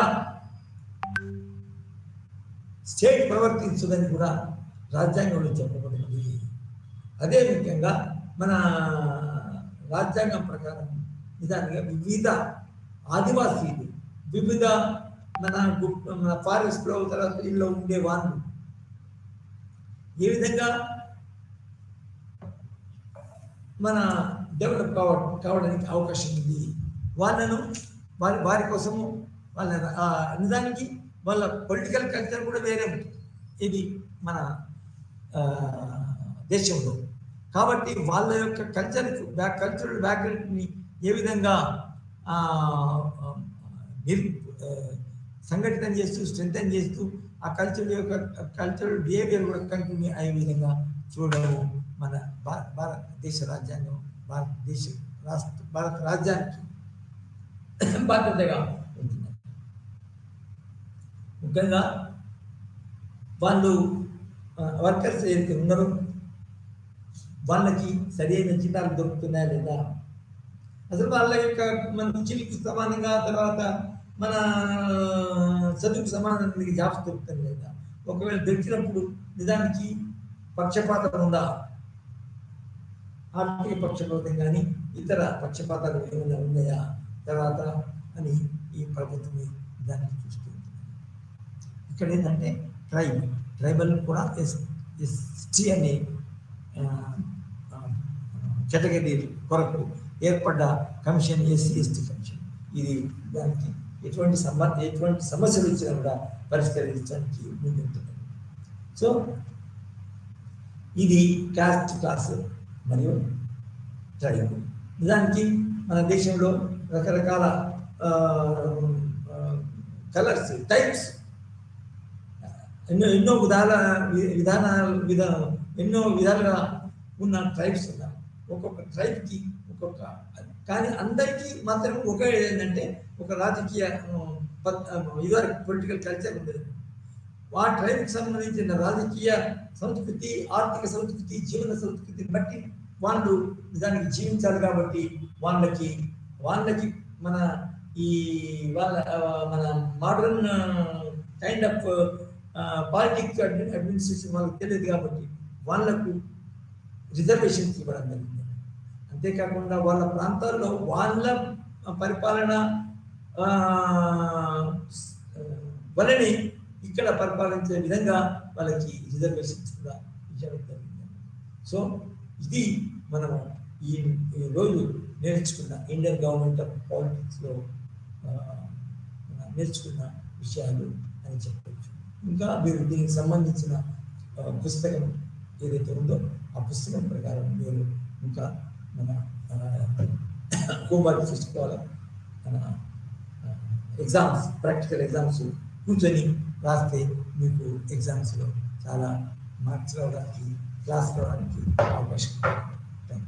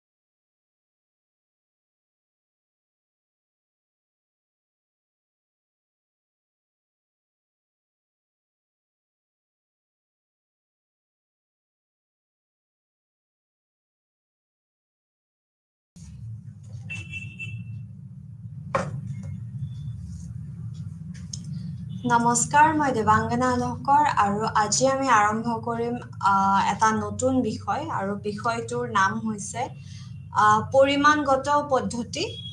এই চেপ্টাৰটো বা এই বিষয়টো উপলব্ধ কৰিব পাৰিব আপোনালোকে ইউনিট 3 ব্লক 2ৰ কিতাপৰ পৰা। যি ৰিচাৰ্চ এণ্ড সাইকলজিকেল মেথডছ আছে সেইখন কিতাপৰ পৰা। এতিয়া কথা হ'ল যে আমি চাম পৰিমাণগত পদ্ধতি কিহক বোলে। এতিয়া কোৱা হৈছে যে পৰিমাণগত পদ্ধতি হৈছে এক গৱেষণাৰ পদ্ধতি যি পৰিঘটনাবোৰ বুজাবলৈ সংখ্যক জোখ আৰু পৰিসাংখ্যিক বিশ্লেষণ ব্যৱহাৰ কৰে। এতিয়া কথাটো হ'ল যে ইংৰাজীত আমি পৰিমাণগত এই পদ্ধতিক আমি কি বোলো, আমি কোৱান্টিটেটিভ ৰিচাৰ্চ ষ্টাডি বোলো।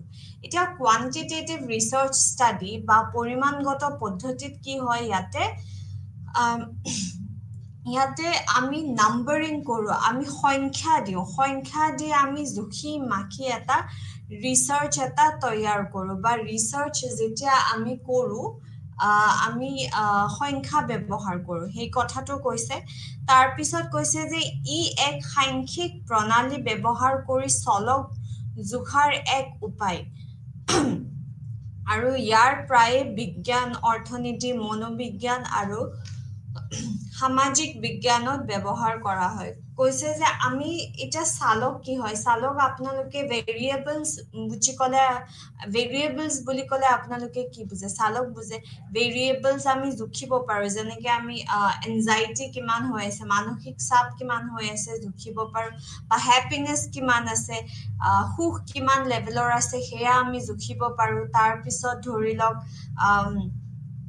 আৰু কি আছে, আৰু আমি ডিপ্ৰেশ্যন কিমান হৈ আছে, তেনেকুৱা ধৰণৰ বিভিন্ন বস্তু আমি জোখ মাখ কৰি চাব পাৰোঁ। সুইচাইডেল আইডিয়েশ্যন কিমান হৈ আছে সেইটো আমি জুখিব পাৰোঁ। স্পেন অফ এটেনশ্যন আমি জুখিব পাৰোঁ। তেনেকুৱা বিভিন্ন ধৰণৰ বস্তু আমি জুখি মাখি কি কৰোঁ, আমি এটা ৰিচাৰ্চ তৈয়াৰ কৰোঁ। সেইটোৱে হৈছে কোৱান্টিটেটিভ ৰিচাৰ্চ। আপোনালোকৰ কিতাপত দিয়া আছে যে quantitative research deals with objective measurements and includes statistical or numerical analysis of data collected through polls, questionnaires or surveys. অৰ্থাৎ ই এটা অবজেক্টিভ মেথড হয়। এতিয়া অবজেক্টিভ মেথড কেনেকুৱা? অবজেক্টিভ মেথড এনেকুৱা হয় যে যিটো বস্তু আমাৰ পাৰ্চনেল বস্তু নহয়, সেইটো আমি এটা পদ্ধতিৰে জোখ মাখ কৰি আমি বস্তুটো উলিয়াওঁগে, আৰু যিটো পদ্ধতিৰে মই জোখ মাখ কৰি ওলাইছো আপোনালোকেও সেম পদ্ধতিৰে জোখ মাখ কৰি ওলাব। ধৰি লওক এতিয়া মই চাব বিচাৰিছো যে যিবোৰ কৰ্মচাৰী আছে আমাৰ গভৰ্ণমেণ্ট ছেক্টৰত, টেক্সটাইল ইণ্ডাষ্ট্ৰীত যিবোৰ গভৰ্ণমেণ্ট এমপ্লয়িজ আছে, যিবোৰ কৰ্মচাৰী আছে, তেওঁলোকৰ হেপিনেছ তেওঁলোকৰ হেপিনেছ লেভেল কিমান হয়, তেওঁলোকৰ সুখৰ লেভেল কিমান হয়। গতিকে ইয়াত এই বস্তুটো মই চাওঁ বা বেলেগ কোনোবাই চাই কি কৰিব, লিটাৰেচাৰ ৰিভিউ কৰিব, তাৰপিছত কুৱেশ্যনছবোৰ ৰেডি কৰিব, অৰ্থাৎ কুৱেশ্যনেয়াৰ ৰেডি কৰিব, তাৰপিছত এডমিনিষ্ট্ৰেট কৰি যিখিনি ৰিজাল্ট পালে সেইখিনি আমি ষ্টেটিষ্টিক্স ব্যৱহাৰ কৰিব পাৰোঁ। ষ্টেটিষ্টিক্স আমি বিভিন্ন ধৰণৰ ব্যৱহাৰ কৰিব পাৰোঁ, যেনেকৈ টি টেষ্ট আছে, এন'ভা আছে, মেন'ভা আছে, এনক'ভা আছে, কাই স্কুৱেৰ আছে, মেন হোৱাইটনি ইউ টেষ্ট আছে। এনেকুৱা বিভিন্ন ধৰণৰ আমি ষ্টেটিষ্টিকেল এনালাইচিছ কৰি আমি ৰিজাল্টটো পাওঁ। আৰু আমি ডেটাবোৰ কেনেকৈ কালেক্ট কৰোঁ? আমি ডেটাবোৰ কালেক্ট কৰোঁ কুৱেশ্যনেয়াৰৰ যোগেদি, বা কেতিয়াবা আমি চাৰ্ভে কৰোঁ। চাৰ্ভেত যে আপুনি কাম কৰি আছে নেকি, কি কাম কৰি আছে, আচ্ছা ঠিক আছে, এইখন কুৱেশ্যনেয়াৰ লগ, ইয়াতে কেইটামান প্ৰশ্ন আছে আপোনালোকে সেই প্ৰশ্নৰ উত্তৰ দিয়ক তেনেকুৱা ধৰণৰ আমি বিভিন্ন ধৰণে আমি ডেটাখিনি কালেক্ট কৰোঁ এতিয়া কৈছে যে the variables can be manipulated as well as controlled in quantitative research মানে এই যে আমি চালকটো লৈছো এই যে আমি ভেৰিয়েবলটো লৈছো ইন্ডিপেন্ডেন্ট ভেৰিয়েবলটো এটোক আমি আমাৰ ইচ্ছা মতে আমি কন্ট্ৰোল কৰিব পাৰো ম্যানিপুলেট কৰিব পাৰো এটা ধৰি লওক মই যদি চাব খুজো যে কফিয়ে টোপনি লগাটো কমাই নে নকমাই বা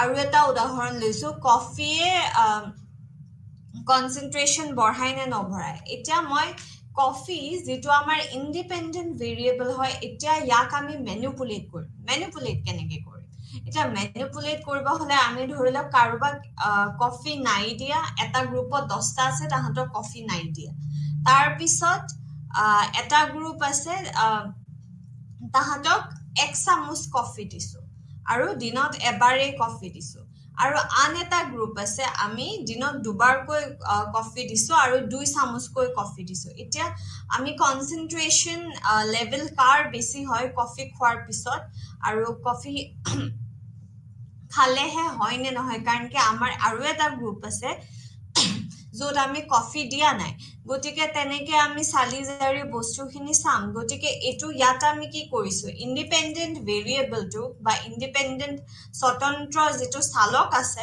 চালকক আমি ম্যানিপুলেট কৰিছো নো কফি মানে একদম কফি দিয়া নাই কাৰোবাক 1 চামুচ কফি এবাৰ কৈ দিছো দিনত এবাৰে আৰু কাৰোবাক 2 চামুচ কৈ কফি দিছো দুবাৰ দিছো আমি দিনত এবাৰ দিনত দিছো এবাৰ গধূলি দিছো এটা কনসেন্ট্ৰেশন লেভেলটো কি হয় এটো ডিপেন্ডেন্ট ভেৰিয়েবল হয় এটা কফিয়ে কনসেন্ট্ৰেশনটো উঠা নামা কি কৰিব এটো এটা কফিৰ ওপৰত ডিপেন্ড কৰিব হয় কি নহয় গটিকে এইটো হৈছে বস্তুটো যে আমি জুখি মাখি চাব পাৰো আমি তাৰ পিছত ধৰি লওক টেস্ট এটা দিলু টেস্টটো দিয়াৰ পিছত কিমান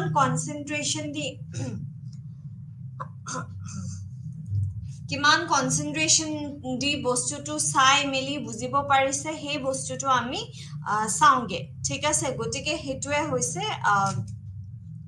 কি ক পৰিমাণগত পদ্ধতি বা এই যে কলে যে ভেৰিয়েবলস আমি ম্যানিপুলেট কৰিব পাৰো আৰু লগতে আমি কন্ট্ৰোলও কৰিব পাৰো কন্ট্ৰোল কি কৰিব পাৰো এটা এনেকুৱা হৈছে যে কোনোবাই এনেকুৱা হ'ব পাৰে যে আমি কফি ঠিকে দিছো কিন্তু কফি নিদিয়া গ্ৰুপটোৰো মানে কনসেন্ট্ৰেশন বাঢ়ি আছে সাগে কফি নিদিয়া গ্ৰুপটো কোনোবাই চাহ দি আছে বা তাহাতে সাগে চাহ খাই আছে গটিকে সেম কফি দৰে কনসেন্ট্ৰেশন লেভেলত ৰিজাল্ট আহিছে গটিকে এই বস্তুবোৰ এক্সট্ৰা যিবোৰ বস্তু আছে যে চাহ খালে ৰেড বুল খালে এনাৰ্জি হয় এইবোৰ আমি বন্ধ কৰাই দিম একদম নাই অকল হেৰি তাহাতে পানী পাব তেনেকুৱা আমি কি কৰিব পাৰো বাকি যিবোৰ ভেৰিয়েবলস বাকি যিবোৰ চালক আছে যিয়ে আমাৰ ৰিজাল্টৰ অকনমান হেৰফেৰ কিবা এটা কৰিব পাৰে সেই বস্তুবোৰক আমি কি কৰো আমি স্থগিত ৰাখো আমি ডিল কৰি লম বস্তুটোৰ লগত যে এইখিনি বস্তু দিয়া নহব গুটেখিনি মেনেজ কৰো আমি প্ল্যান কৰো সদায় কোয়ান্টিটেটিভ ৰিসাৰ্চ একদম ফুল প্ল্যানিংত চলে আগৰ পৰাই ডিসাইডেড এটা ফুল প্রুফ ব্লুপ্ৰিন্ট এটা উলাই মেলি হে আমি কামবোৰ কৰো তাৰ পিছত কোৱা হৈছে যে তাৰ পিছত কোৱা হৈছে যে এই ভেৰিয়েবলস বোৰ ম্যানিপুলেট কৰা হয় কিহৰ কাৰণে ম্যানিপুলেট কৰা হয়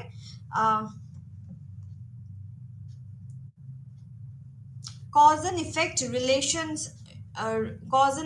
relationship sabole manipulate kora hoy etia cause and effect je cause kuntu hoy je coffee cause hoy niki concentration level or jitu effect ami sai asu hei bostu tu ke koise যে এই যে মোৰ কনচেন্ট্ৰেশনটো বাঢ়িছে ইয়াৰে কাৰণটো কি হয় কজটো কি হয় এটা কজটো কফি হ'ব যে কনচেন্ট্ৰেশন বাঢ়িছে কিহৰ কাৰণে কফি দিলে কনচেন্ট্ৰেশনো বাঢ়িছে এটো কজ হয় এটো ইফেক্ট হয় আকৌ কফি যে যদি আমি নিদিও তেতিয়াহ'লে কনচেন্ট্ৰেশনটো কমিছে so cos and effect relationship তাৰ পিছত আকৌ কৈছে বাৰংবাৰ যে কোৱান্টিটেটিভ মেথড তে মেট্ৰিক ডেটা ইউজ কৰে মেট্ৰিক ডেটা কি আমি গণিব পৰাকে ডেটা সংখ্যাৰ লগত কোৱান্টিটেটিভ যি আছে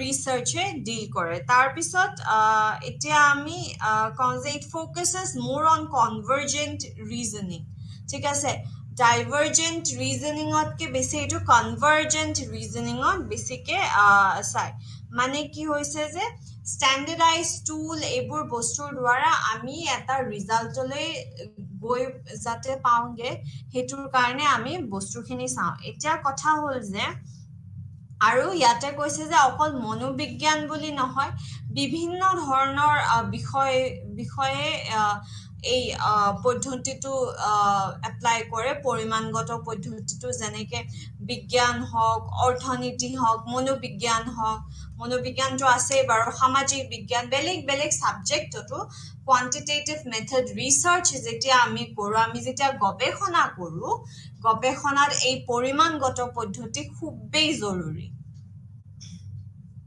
এতিয়া আমি আগবাঢ়িছো পৰিমাণগত পদ্ধতিৰ বিশেষত্বসমূহ এতিয়া প্ৰথম কথাটো হ'ল যে স্পষ্টভাৱে নিৰ্ধাৰিত গৱেষণা প্ৰশ্নসমূহ এতিয়া ইয়াতে আপোনালোকৰ কৈছে যে কিতাপত আপোনালোকৰ আছে যে ক্লিয়াৰলি ডিফাইন্ড ৰিসাৰ্চ কোৱেশ্চনছ এতিয়া আমি যে ৰিসাৰ্চ কৰিম এতিয়া ৰিসাৰ্চ কৰাৰ লগে লগে আমাৰ তাতে বহুতটা কথা মাথাত আহিব পাৰে হাজাৰটা টপিক মাথাত আহিব পাৰে এইটো টপিকত আমি ৰিসাৰ্চ কৰো নে এইটো বিষয়ত আমি গৱেষণা কৰো নে সেইটো বিষয়ত গৱেষণা কৰো তাৰ পিছত যেতিয়া আমি বিষয়টো বাছি লওঁ বিষয়বস্তু যেতিয়া আমি বাছি লোৱাৰ পিছত আমি কি কৰো আমি question research question to যে আসলতে আমি এই বিষয়বস্তুটোৰ কি চাব বিচাৰিছো যেনেকে কফিয়ে কনসেন্ট্ৰেশন বঢ়াই নেকি এইটো এটা ৰিসাৰ্চ কোৱেশ্চন হয় যে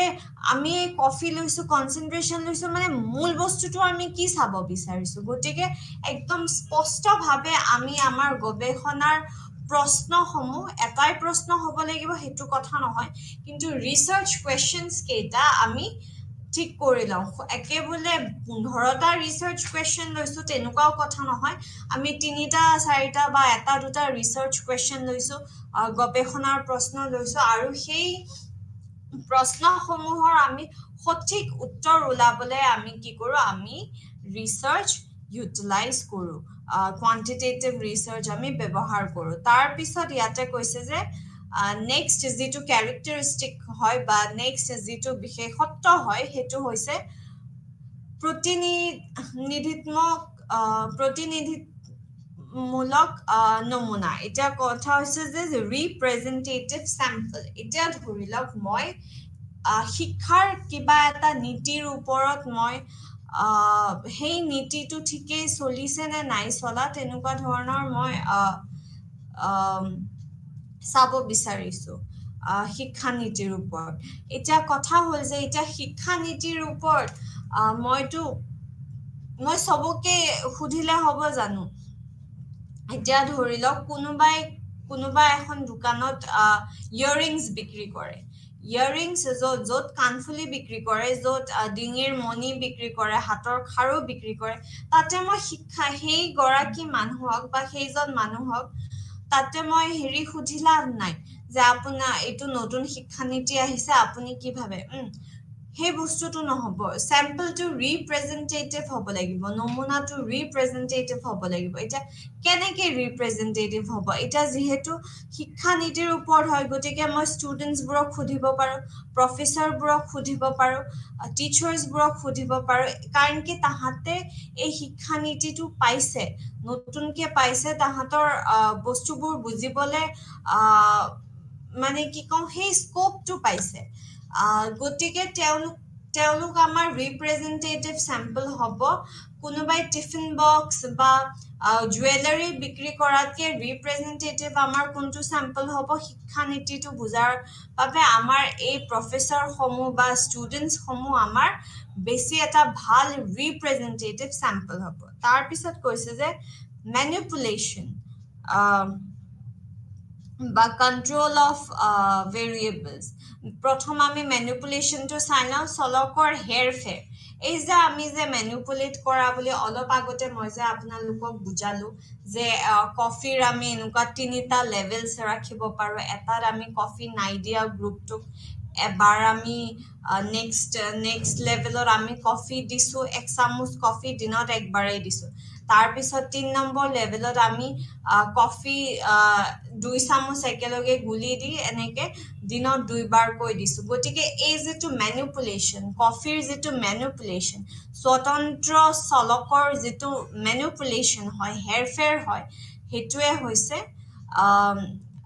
চলকৰ হেৰফেৰ ওকে ম্যানিপুলেশন যেটো কোৱা হয় তাৰ পিছত কৈছে যে কন্ট্ৰোল অফ ভেৰিয়েবলস অৰ্থাৎ চলকসমূহৰ নিয়ন্ত্ৰণ এটো আপোনালোকক এই অলপ আগতে বুজাইছো যে চলকৰ নিয়ন্ত্ৰণ কেনেকে এই যদি চাহ কফি দিয়া নাই কিন্তু চাহ খাইছে গতিকে সেই কন্ট্ৰোলটো আমি মিলাব লাগিব যে তোমালোক যে অকল আমি পানীহে দিছো বা আমি মানে পুৰা মন কৰি আছো বা লক্ষ্য কৰি আছো যে আমি পুৰা এশ্যোৰ হৈ লৈছো যে যেটো গ্ৰুপক কফি দিয়া নাই তেওঁলোকে অকল পানীহে খাইছে গোটেই দিনটো তাৰ পিছত আমি কনসেন্ট্ৰেশন মেজার কৰিছো কনসেন্ট্ৰেশনটো আমি জুখিছো গতিকে আমি যিবোৰ ভেৰিয়েবল যে আমাৰ ষ্টাডিৰ ওপৰত ইফেক্ট পেলাব পাৰে যেনেকে এক্সট্ৰেনিয়াস ভেৰিয়েবল আমাৰ বিভিন্ন ধৰণৰ আছে মেইনলি দুটা ইন্টাৰভিনিং ভেৰিয়েবল আৰু কনফাউন্ডিং ভেৰিয়েবল এই দুটা ভেৰিয়েবলে যাতে একো ডিস্টার্ব নকৰে সেইকাৰণে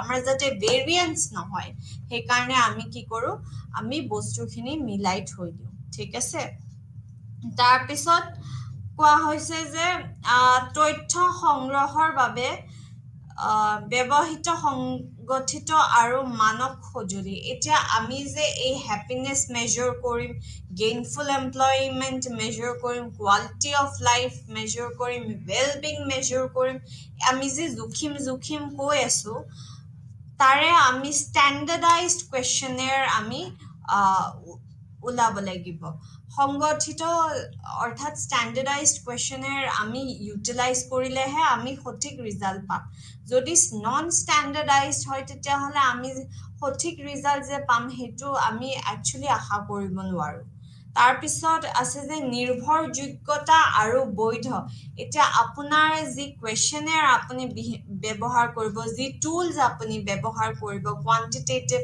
মেথডৰ কাৰণে পৰিমাণগত পদ্ধতিৰ বাবে হেয়া আপোনাৰ কি হ'ব লাগিব নিৰ্ভৰযোগ্য হ'ব লাগিব অৰ্থাৎ ৰিলায়েবল হ'ব লাগিব এনেকুৱা নহয় যে আজি স্কোৰটো 5 আহিছে কালি স্কোৰটো 25 আহিব তেনেকুৱা নহয় দুদিনৰ ভিতৰত যদি মই চেক কৰিছো এদিন বুলে 5 আহিছে এদিন একদম 25 আহিছে তেনেকুৱা নহয় স্কোৰ খিনি জেনাৰেলি কনসিস্টেন্ট থাকিবলে যে 5 আহিছিল এতিয়া 7 আহিছে বা এতিয়া 4 আহিছে যিমান পাৰে হিমান কনসিস্টেন্ট থাকিব লাগিব তেতিয়াহে ৰিলায়েবল হ'ব লাগিব আমি ৰিলায়েবিলিটি আছে নে নাই টুলটোৰ হেতু আমি চাব লাগিব তাৰ পিছত ভ্যালিড হয় নে নাই বৈধ হয় নে নাই যে অৰ্থাৎ যি আমি জুখিব বিচাৰিছো মেজার কৰিব যিখিনি আমি বিচাৰিছো সেইখিনি আমি মেজার কৰিব পাৰিম নে নাই সেই মেজার কৰিব পাৰিম নে নাই বস্তুখিনি মেজার কৰিব পাৰিম নে নাই নহয় আমি যেটো বস্তু মেজার কৰিম বুলি ভাবিছো কোয়েশ্চনেয়াৰ খনে সেই বস্তুটো মেজার কৰিব পৰাকে যোগ্যতা আছে না নাই যদি আমি হ্যাপিনেস লেভেল চাইছো তেতিয়া হলে ওয়েলবিং মেজার কৰি থাকিলে নহব হ্যাপিনেস আৰু ওয়েলবিং প্ৰায় বহুত এটা থিন লাইন আছে ডিফাৰেন্সিয়েট কৰাৰ কাৰণে কিন্তু আমি যত্ন কৰিব লাগিব যে আমি হ্যাপিনেস হে মেজার কৰি আছো আমি তাতে ওয়েলবিং অৰ কোয়েশ্চনেয়াৰ ইউজ কৰি লাভ নাই তাৰ পিছত কৈছে সাধাৰণীকৰণ এটা জেনাৰেলাইজেবিলিটি এটা কোয়ান্টিটেটিভ মেথডৰ বা পৰিমাণগত পদ্ধতিৰ এটা স্পেচিয়েল যিটো কি কওঁ স্পেচিয়েল বিশেষত্ব হয় সেইটো হ'ল যে জেনেৰেলাইজ কৰিব পাৰো এবাৰ আমি সঠিকভাৱে গোটেই ৰিজাল্ট পোৱাৰ পিছত আমি এইটো পপুলেশ্যনটোৰ ওপৰত জেনেৰেলাইজ কৰিব পাৰো যে আজিকালি ধৰি লওক মই চাইছিলো যে আজিকালি ষ্টুডেণ্টছৰ মাজত হেপিনেছ বেছি নে কম গতিকে এবাৰ মই কোৱান্টিটেটিভ ৰিচাৰ্চ কৰাৰ পিছত মই যদি পাওঁ যে আজিকালিৰ ল'ৰা ছোৱালীৰ হেপিনেছ ইমান এটা বেছি নহয় তেতিয়াহ'লে মই সেই বস্তুটো জেনেৰেলাইজ কৰি দিব পাৰিম যে অসমত যিমান শতাংশ ষ্টুডেণ্ট আছে তাৰে মেক্সিমাম অধিক শতাংশৰে জীৱনত সুখ নাই কাৰণ কি তাহাঁতে ইমান আণ্ডাৰ প্ৰেছাৰ আহি গৈছে এই এছাইনমেণ্ট এই ক্লাছ টেষ্ট এই ইলেকশ্যন আহিছে এই কিবা প্ৰটেষ্ট কৰিব যাওঁ এনেকে বিভিন্ন ধৰণৰ কামত সাঙুৰ খাই মেলি তাহাঁতে মানে ফ্ৰাষ্ট্ৰেশ্যন বা সাফোকেট হৈ গৈছে বস্তুটো তেনেকুৱা আমি তেতিয়াহ'লে আমি ৰিজাল্টছবোৰ আমি জেনেৰেলাইজ কৰিব পাৰোঁ আৰু কাৰণটো কি হ'ব পাৰে সেইটোও আমি জেনেৰেলাইজ কৰিব পাৰোঁ গতিকে এইকেইটা আমাৰ বিশেষত্বসমূহ আছিলে প্ৰথমটো হয় যে স্পষ্টভাৱে নিৰ্ধাৰিত গৱেষণা প্ৰশ্নসমূহ হ'ব লাগিব তাৰপিছত প্ৰতিনিধিত্বমূলক নমুনা হ'ব লাগিব তাৰপিছত চলকৰ হেৰফেৰ হ'ব লাগিব অৰ্থাৎ মেনিপুলেশ্যন হ'ব লাগিব তাৰপিছত চলকসমূহৰ নিয়ন্ত্ৰণ থাকিব লাগিব তাৰপিছত তথ্য সংগ্ৰহৰ বাবে ব্যৱহৃত সংগঠিত আৰু মানক সঁজুলি ব্যৱহাৰ কৰিব লাগিব তাৰপিছত নিৰ্ভৰযোগ্য আৰু বৈধ হ'ব লাগিব ৰিলায়েবিলিটি আৰু ভ্যালিড হ'ব লাগিব আৰু সাধাৰণীকৰণ অৰ্থাৎ আমি জেনেৰেলাইজ কৰিব পাৰিব লাগিব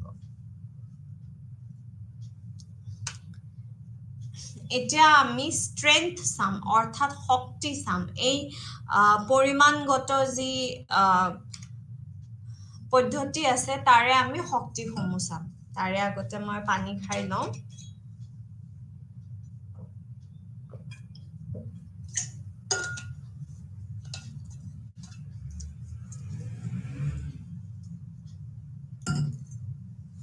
ওকে এতিয়া প্ৰথম কথা কৈছে যে বৃহত্তৰ জনসংখ্যাৰ পৰা তথ্য সংগ্ৰহ কৰিব পাৰে কেনেকে বৃহত্তৰ জনসংখ্যাৰ পৰা আমি কিদৰে তথ্য কালেক্ট কৰিব পাৰো এটা এই যে কোৱেশ্চনেৰ হ্যাপিনেছ কোৱেশ্চনেৰ আপুনি এটা টাইমত 100 জন মানুহক দিব পাৰিব 100 কি 200 300 400 500 হাজাৰ মানুহক আপুনি দি সেই ডেটাবোৰ কালেক্ট কৰিব পাৰিব কোৱান্টিটেটিভ মেথডৰ হেতু এটা ডাঙৰ ষ্ট্ৰেংথ হয় যে আমি একেবাৰতে বহুজন লোকক আমি কোৱেশ্চনেৰ দিব পাৰো আৰু আমি ৰিজাল্টসমূহ পাব পাৰো তাৰ পিছত কৈছে যে it helps the researcher to attain reliable valid accurate and objective results অৰ্থাৎ নিৰ্ভৰযোগ্য বৈধ সঠিক আৰু বস্তুনিষ্ঠ ফলাফল প্ৰাপ্ত কৰাত সহায় কৰে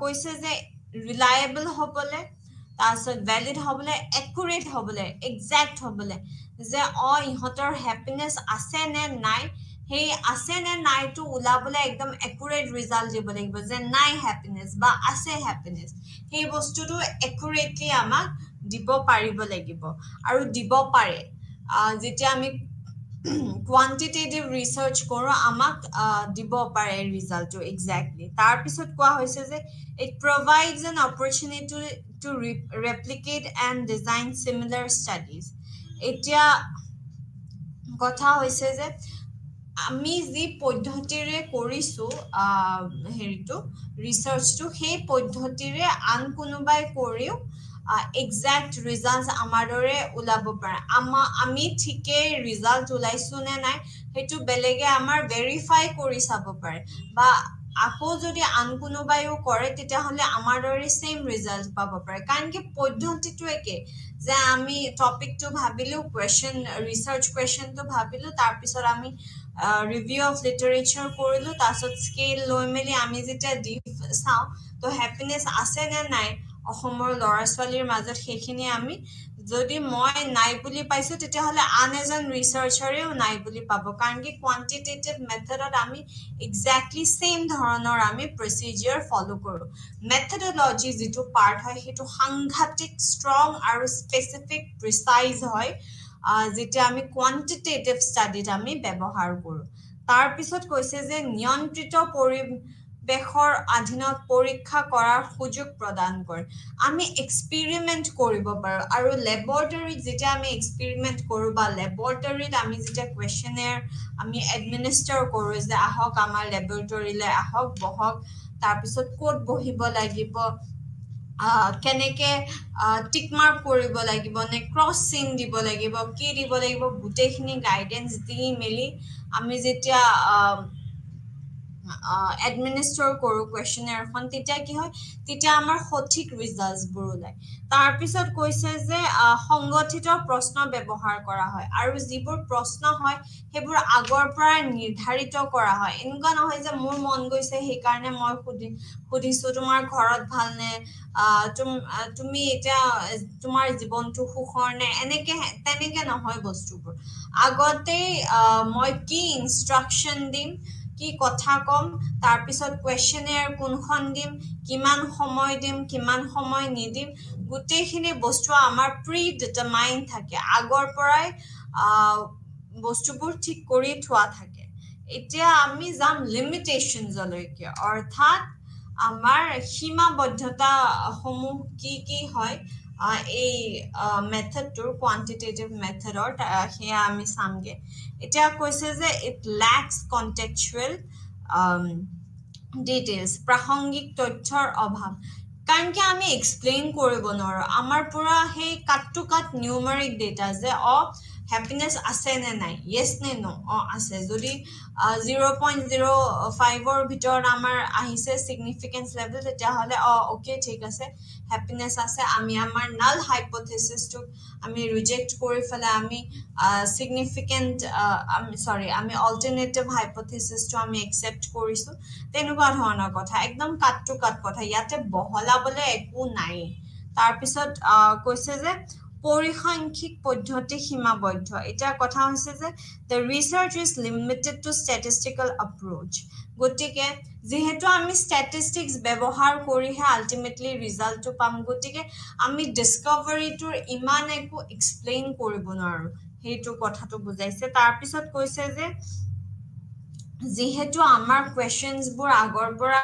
ঠিক কৰা থাকে সেইকেইটাই সুধে গতিকে আমি আৰু ডেটা কালেক্ট কৰিব নোৱাৰো আৰু সেইকাৰণে কি হয় ইনফৰমেশনখিনি আধৰুৱা হৈ থাকে আৰু সাগি কিছুমান আমি তথ্য কালেক্ট কৰিবই পাৰিলো হয় যে তোমাৰ ঘৰৰ পৰিবেশে তোমাক সুখ দিয়ে নে নিদিয়ে বা ঘৰত থাকি ভাল লাগে নে নালাগে এইবোৰ কিছুমান কোৱেশ্চন আমি সাগি সুধিবই নোৱাৰো কাৰণ কি কোৱেশ্চনেয়াৰখনত যি আছে সেই মাৰ্ক কৰিলে দিলে আমি ষ্টেটিষ্টিক্সটো কৰিলো আৰু ৰিজাল্টটো পালো তেনেকুৱা ধৰণৰ কথা তাৰ পিছত হল যে results might provide much narrower and sometimes superficial data set এটা কাৰণ কি narrow results because আমি ultimately statistics কৰি ফলে একদম crisp result এটা উলিয়াই থৈ দিও সেইকাৰণে ৰিজাল্টবোৰ আমি narrow কে পাওঁ বুলি কৈছে তাৰ পিছত সংকীৰ্ণ ফলাফল হল বাৰু তাৰ পিছত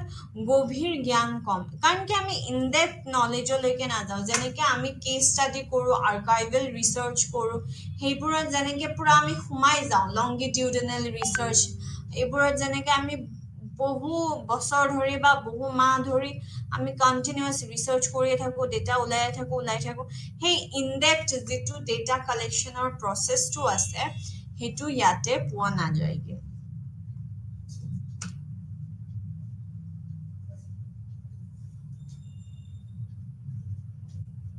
তাৰ পিছত ইয়াতে মেথডছ অফ কোয়ান্টিটেটিভ ৰিসাৰ্চ এতিয়া মেথডছ অফ কোয়ান্টিটেটিভ ৰিসাৰ্চৰ আমাৰ কি আছে প্ৰথম আছে পৰীক্ষামূলক গৱেষণা অৰ্থাৎ এক্সপেৰিমেন্টাল ৰিসাৰ্চ তাৰ পিছত আছে অপৰীক্ষামূলক গৱেষণা আপোনালোকৰ কিতাপতে দিয়া আছে নন এক্সপেৰিমেন্টাল ৰিসাৰ্চ তাৰ পিছত কৈছে যে ফিল্ড এক্সপেৰিমেন্ট এতিয়া আমি এই গুটেই কেইটা এই তিনিটা পদ্ধতিয়ে আমি এতিয়া ডিসকাস কৰিম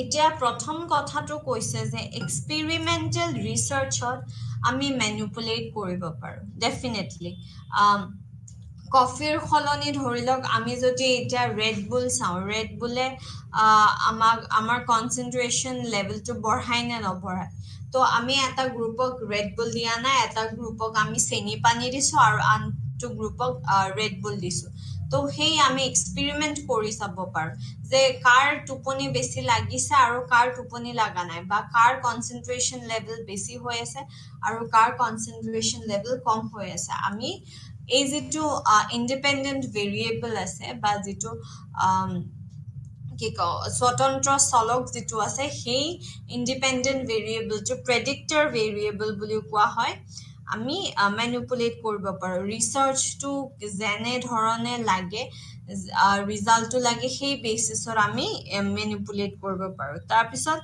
দা কৈছে যে the researcher conducts the experiment under controlled environment একদম controlled environment মানে ধৰি লওক খিৰিকিৰ পৰা ধুনীয়া বতাহ আহি আছে লাইট সেটিং পুৰা ভাল হয় তাৰ পিছত ৰুমটোত জাগা আছে ধুনীয়াকে বহিব পাৰিছে এনেকুৱা নহয় যে আহিছে আৰু থিয় হয় তাহাতে কোৱেশ্চন বোৰ লিখি গৈছে তেনেকুৱা ধৰণৰ নহয় বেছিভাগ এক্সপেৰিমেন্ট ৰিসাৰ্চ বুলি যেতিয়া কোৱা হয় তেতিয়া কি কৰে প্ৰায়ভাগ দুটা গ্ৰুপেই থাকে এতিয়া মই আপোনালোকক এটা এক্সপেৰিমেন্ট ৰিসাৰ্চৰ উদাহৰণ দিছো ধৰি লওক মই চাব বিচাৰিছো যে ৰিলেক্সেশন থেৰাপিয়ে ফেসবুক জনে ব্যৱহাৰ কৰে তাহাতৰ ষ্ট্ৰেছ কমাই নে নকমাই এতিয়া এটো এটা পুৰা এক্সপেৰিমেন্ট কৰিব হলে আমি প্ৰথমতে কি কৰিম আমি ফেসবুক ইউজাৰ্স বোৰ বাছিম এটা ফেসবুক ইউজাৰ্স কেনেকে বাছিম জুনে 10 ঘন্টা 12 ঘন্টাতকে ওপৰত ফেসবুক ইউজ কৰে আমি তেওঁলোকক ধৰিলক আমি তেনেকে সিলেক্ট কৰি ললো সিলেক্ট কৰাৰ পিছত আমি তাহাতৰ ষ্ট্ৰেছ লেভেলটো চালো যে মানসিক চাপ কিমান আছে আমি সেই লেভেলটো চালো মানসিক চাপৰ লেভেলটো চালো সোৱা হোৱাৰ পিছত কি কৰিলো আমি থৈ দিলো ৰিজাল্টস খিনি থৈ দিলো ধৰি লওক A B C D E F G আমি মানসিক ষ্ট্ৰেছ চাইছো ষ্ট্ৰেছ লেভেলস কিমান হয় চাইছো তাৰ পিছত আমি ধৰি লওক পুৰা এক মাহৰ কাৰণে আমি ৰিলেক্সেশন থেৰাপি দিছো আৰু তাৰ পিছত ফেসবুক ইউজ কেনেকে কমাই আনিব তাৰে ওপৰতো আমি কাম কৰিছো তাৰ পিছত এতিয়া এই ফেসবুক ইউজটো কমাই আনাৰ পিছত বা ৰিলেক্সেশন থেৰাপি এক মাহৰ কাৰণে দিয়াৰ পিছত আমি আকৌ তাহাতৰ ষ্ট্ৰেছ লেভেলটোৰ মেজৰ কৰি চাম জুখি চাম যে তাহাতৰ ষ্ট্ৰেছ লেভেল কমিছে নে বাঢ়িছে তেতিয়া আমি যেটো ৰিজাল্ট পাম এটো এক্সপেৰিমেন্ট হয় না আগতে ৰিলেক্সেশন থেৰাপি দিয়াৰ আগতে কিমান ষ্ট্ৰেছ আছে আৰু এতিয়া কিমান ষ্ট্ৰেছ আছে সেই যেটো ডিফাৰেন্স ওলালো হেতুৱে হল আমাৰ কজ এণ্ড ইফেক্ট ৰিলেশনশিপ যেটো এটা আমি এক্সপেৰিমেন্টত চাও আৰু এনেকুৱা নহয় যে এটা গ্ৰুপতে কৰিব পাৰে আমি দুটা গ্ৰুপতো কৰিব পাৰো ধৰি লওক আমি চাইছো যে মতা মানুহৰ ফেসবুক ইউজাৰ্স যিবোৰ মেলস আছে মতা মানুহ আছে পুৰুষ আছে তেওঁলোকৰ ষ্ট্ৰেছ লেভেল আৰু যিবোৰ মহিলা আছে তেওঁলোকৰ ষ্ট্ৰেছ লেভেল ফেসবুক ইউজাৰ্স তেওঁলোকৰ ষ্ট্ৰেছ লেভেল আমি চাম গতিকে যেতিয়া আমি দিছো ৰিলেক্সেশন থেৰাপি এটা গ্ৰুপত পুৰুষ আছে এটা গ্ৰুপত মহিলা আছে তেনেকে দিফালে কাৰ ষ্ট্ৰেছ লেভেলটো বেছি কমিছে তেনেকেও আমি চাব পাৰো গতিকে বিভিন্ন ধৰণৰ আমি এনেকুৱা ধৰণৰ এক্সপেৰিমেন্ট কৰিব পাৰো এতিয়া ক্যাৰেক্টাৰিষ্টিক্স বিশেষত্ব কি হয় এক্সপেৰিমেন্টৰ এই মেথডটোৰ এতিয়া কৈছে যে এটা সিস্টেমেটিক প্ৰসিডিউৰ ব্যৱহাৰ কৰা হয় এই যেটো এটা কি কও যেটো আমি যেনেকে কন্ডাক্ট কৰো আমি যেনেকে এডমিনিস্ট্ৰেট কৰো এটা টেষ্ট গুটেখিনি সিস্টেমেটিক হ'ব লাগিব হ্যাপহেজাৰ্ড হ'ব নোৱাৰে এনেকুৱা নহয় যে আগে ৰিলেক্সেশ্যন থেৰাপিটো দিলো তাৰ পিছতহে আমি জুখিলো যে ষ্ট্ৰেছ কেনেকুৱা আছে তাৰে আগতে ষ্ট্ৰেছ নুজুখিলোৱে তেনেকুৱা বস্তু হ'ব নোৱাৰে ইয়াতে একদম planned and everything has to be systematic তাৰ পিছত কৈছে যে manipulation under controlled variables এতিয়া এই কেইদিন যে আমি চাম আমাৰ এক্সপেৰিমেন্ট টু হেৰি ধৰি লওক আমাৰ এই যিটো ৰিলেক্সেশ্যন থেৰাপি আছে গতিকে কোনোবাই যদি মেডিটেশ্যন কৰি থাকে তেতিয়াহ'লে তেওঁলোকৰো ডেফিনেটলি ৰিলেক্সেশ্যনটো বাঢ়ি যাব গতিকে সেইবোৰ বস্তু আমি কণ্ট্ৰল কৰিব লাগিব যে মেডিটেশ্যন কৰি থাকিব নোৱাৰিব বা এনেকুৱা জগিং টগিং নহয় আমি একদম কণ্ট্ৰলড এনভাইৰনমেণ্টত তাহাঁতক কি কৰিব পাৰে কি কৰিব নোৱাৰে গোটেইখিনি চালি জাৰি চাই আমি এক্সপেৰিমেন্টটো কণ্ডাক্ট কৰিছো এইটো প্ৰুভ কৰিবৰ কাৰণে যে ৰিলেক্সেশ্যন থেৰাপিয়ে আমাৰ ষ্ট্ৰেছ লেভেল কমায় আৰু এইটো হ'বলে যে ৰিলেক্সেশ্যন থেৰাপিয়ে কমাইছে অকল কোনো য়োগা কোনো মেডিটেশ্যন বা কোনো গান সফট মিউজিক শুনা বা মৰ্নিং ৱাক কৰা এইবোৰে যাতে কন্ট্ৰিবিউট কৰা নাই সেই বস্তুবোৰ আমি গোটেই চাব লাগিব কনচিডাৰ কৰিব লাগিব সেইবোৰক আমি কন্ট্ৰল কৰিব লাগিব গতিকে সেইটোৱে হৈছে আপোনাৰ নেক্সট বিশেষত্ব তাৰপিছত কৈছে যে যেতিয়া আমি এনেকে কন্ট্ৰল কৰোঁ তেতিয়া আমাৰ এক্সট্ৰেনিয়াছ ভেৰিয়েবল যিবোৰ ভেৰিয়েবলে অলাগতিয়াল প্ৰভাৱ পেলাব পাৰে যিবোৰ চলকে অলাগতিয়াল প্ৰভাৱ পেলাব পাৰে আমাৰ যিটো স্বতন্ত্ৰ চলক আছে ইণ্ডিপেণ্ডেণ্ট ভেৰিয়েবল আছে সেইবোৰ আমি কণ্ট্ৰল কৰিব পাৰোঁ তাৰপিছত কৈছে যে ইয়াতে আমি কজ এণ্ড ইফেক্ট ৰিলেশ্যনশ্বিপ চাওঁ ডেফিনেটলি এটা ইণ্ডিপেণ্ডেণ্ট ভেৰিয়েবল থাকিব পাৰে দুটা ইণ্ডিপেণ্ডেণ্ট ভেৰিয়েবল থাকিব পাৰে আমি সেই ইণ্ডিপেণ্ডেণ্ট ভেৰিয়েবল কজ আৰু ডিপেণ্ডেণ্ট ভেৰিয়েবলৰ মাজৰ যিটো কজ এণ্ড ইফেক্ট ৰিলেশ্যনশ্বিপ হয় সেইটো আমি চাওঁগে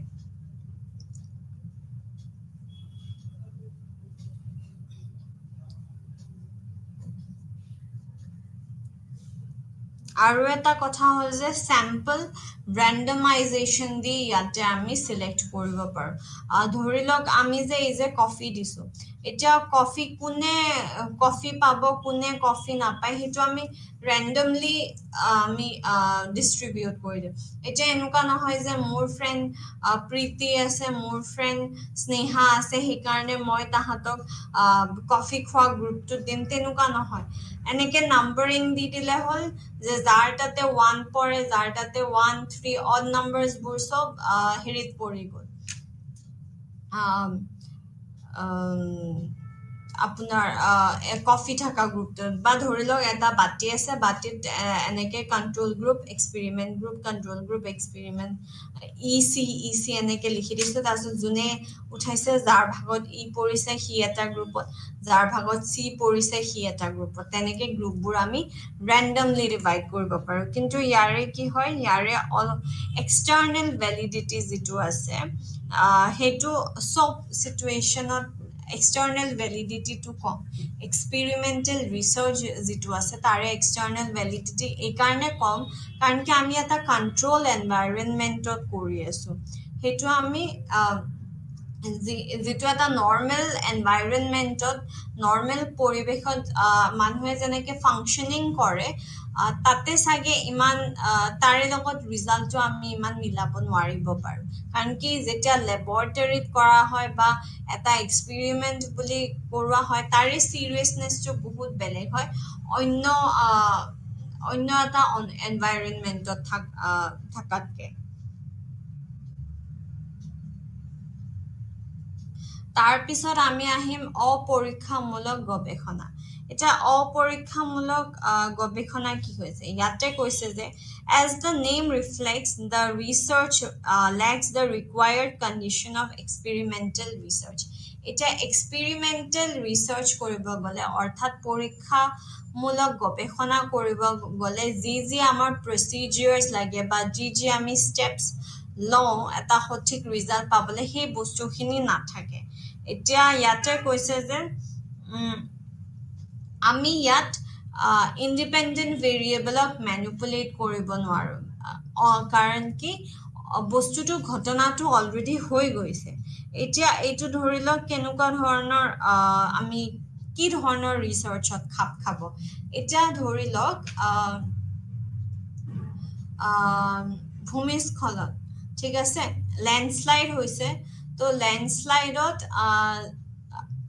বহুত মানুহ মৰিছে তাৰপিছত যিখিনি বাচি গৈছে সেইখিনিক আমি যদি এতিয়া ইণ্টাৰভিউ কৰোঁ আমি যদি ৰিচাৰ্চ এটা চাব যাওঁ যে লেণ্ডশ্লাইড যোনে যোনে ফেচ কৰিছে ভূমিস্খলন যিসকলে ফেচ কৰিছে তেওঁলোকৰ মানে মানসিক চাপ কিমান বেছি হয় নৰ্মেল মানুহতকে গতিকে অলৰেডি এটা হৈ যোৱা ইভেণ্ট এতিয়া আমি তেওঁলোকক যিবোৰ বাচি গৈছে তেওঁলোকক আমি প্ৰশ্ন কৰিম তেওঁলোকৰ পৰা আমি ইনফৰমেশ্যন ল'ম গতিকে ইয়াতে আমি ইণ্ডিপেণ্ডেণ্ট ভেৰিয়েবলটো কণ্ট্ৰল কৰিব নোৱাৰে ইয়াতে এতিয়া আমি হেৰি ভূমিস্খলন অলপ কমকে দিলো অলপ বেছি হৈ গ'ল তেনেকে আমি বস্তুটো কণ্ট্ৰল কৰিব নোৱাৰো প্ৰকৃতিৰ বস্তু আমি জানো কণ্ট্ৰল কৰিব পাৰো ডেফিনেটলি নোৱাৰো গতিকে ইয়াত ইণ্ডিপেণ্ডেণ্ট ভেৰিয়েবলক আমি বাছ চিলেক্ট কৰিব পাৰো যে এইটো আমাৰ ইণ্ডিপেণ্ডেণ্ট ভেৰিয়েবল হয় আৰু আমি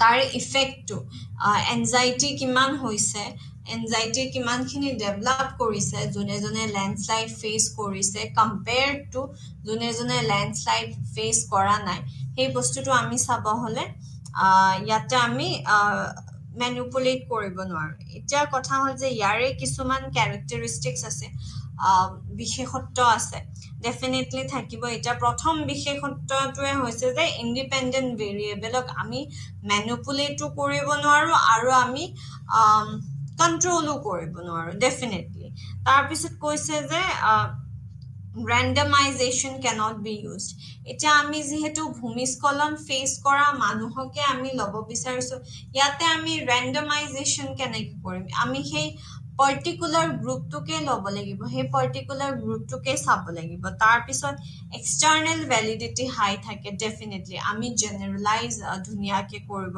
পাৰো কিন্তু ইন্টাৰনেল ভ্যালিডিটি লো থাকে তাৰপিছত আমাৰ আছে field experiment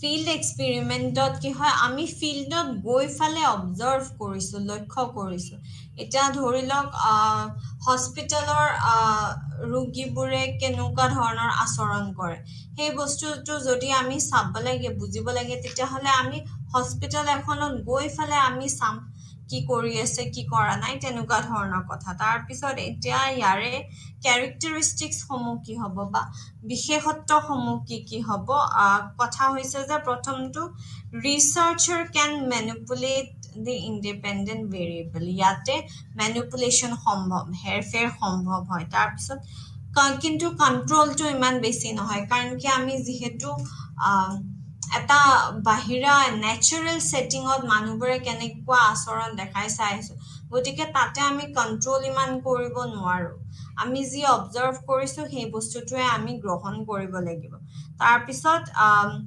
randomization definitely possible নহয় যদি এটা মই field setting এটা চাইছো যে অমুক জায়গাত মই কৰিম বস্তুখিনি তেতিয়া হলে কি হ'ব তেতিয়া হলে তাতে আমি ইমান randomize কৰিব নোৱাৰো যি পাইছো যাক পাইছো যেনেকে পাইছো তেওঁলোককে আমি চাব লাগিব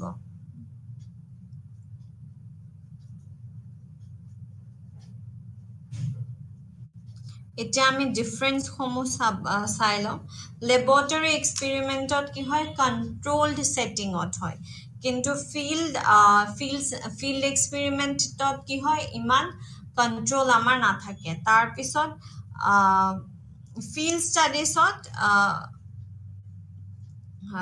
ষ্টাডিজত ৰিচাৰ্চবোৰ কি হয় ন্যাচাৰাল সেটিংত কন্ডাক্ট কৰা হয় তাৰপিছত ম্যানিপুলেশন ডেফিনেটলি এক্সপেৰিমেন্টাল ৰিচাৰ্চত বহুত সম্ভৱ কিন্তু বাকি দুটাত ইমান এটা সম্ভৱ নহয় তাৰপিছত ইকোলজিক্যাল ভ্যালিডিটি এক্সপেৰিমেন্টাল ৰিচাৰ্চত কম কিন্তু বাকিবোৰত বেছি হয় তাৰপিছত কজ এণ্ড ইফেক্ট ৰিলেশনশ্বিপ আমি এক্সপেৰিমেন্ট যেটো আমি কৰো তাতে খুব ধুনীয়াকে আমি কজ এণ্ড ইফেক্ট ৰিলেশনশ্বিপটো উলিয়াবলে পাৰো তাৰপিছত জেনেৰেলাইজেবিলিটি ফিল্ড এক্সপেৰিমেণ্ট বা নন এক্সপেৰিমেণ্টেলৰ অলপ বেছি হয় কম্পেয়াৰ্ড টু মানে কি কয় লিমিটেড হয় এক্সপেৰিমেণ্টেল যিটো ৰিচাৰ্চ আছে তাৰে অকণমান লিমিটেড হয় এতিয়া আপোনালোকৰ কিতাপত এইখিনিয়ে দিয়া আছিলে এইখিনিয়ে আমি বাৰু কথা পাতিছোঁ কিন্তু আৰু কিছুমান জানিবলগীয়া আছে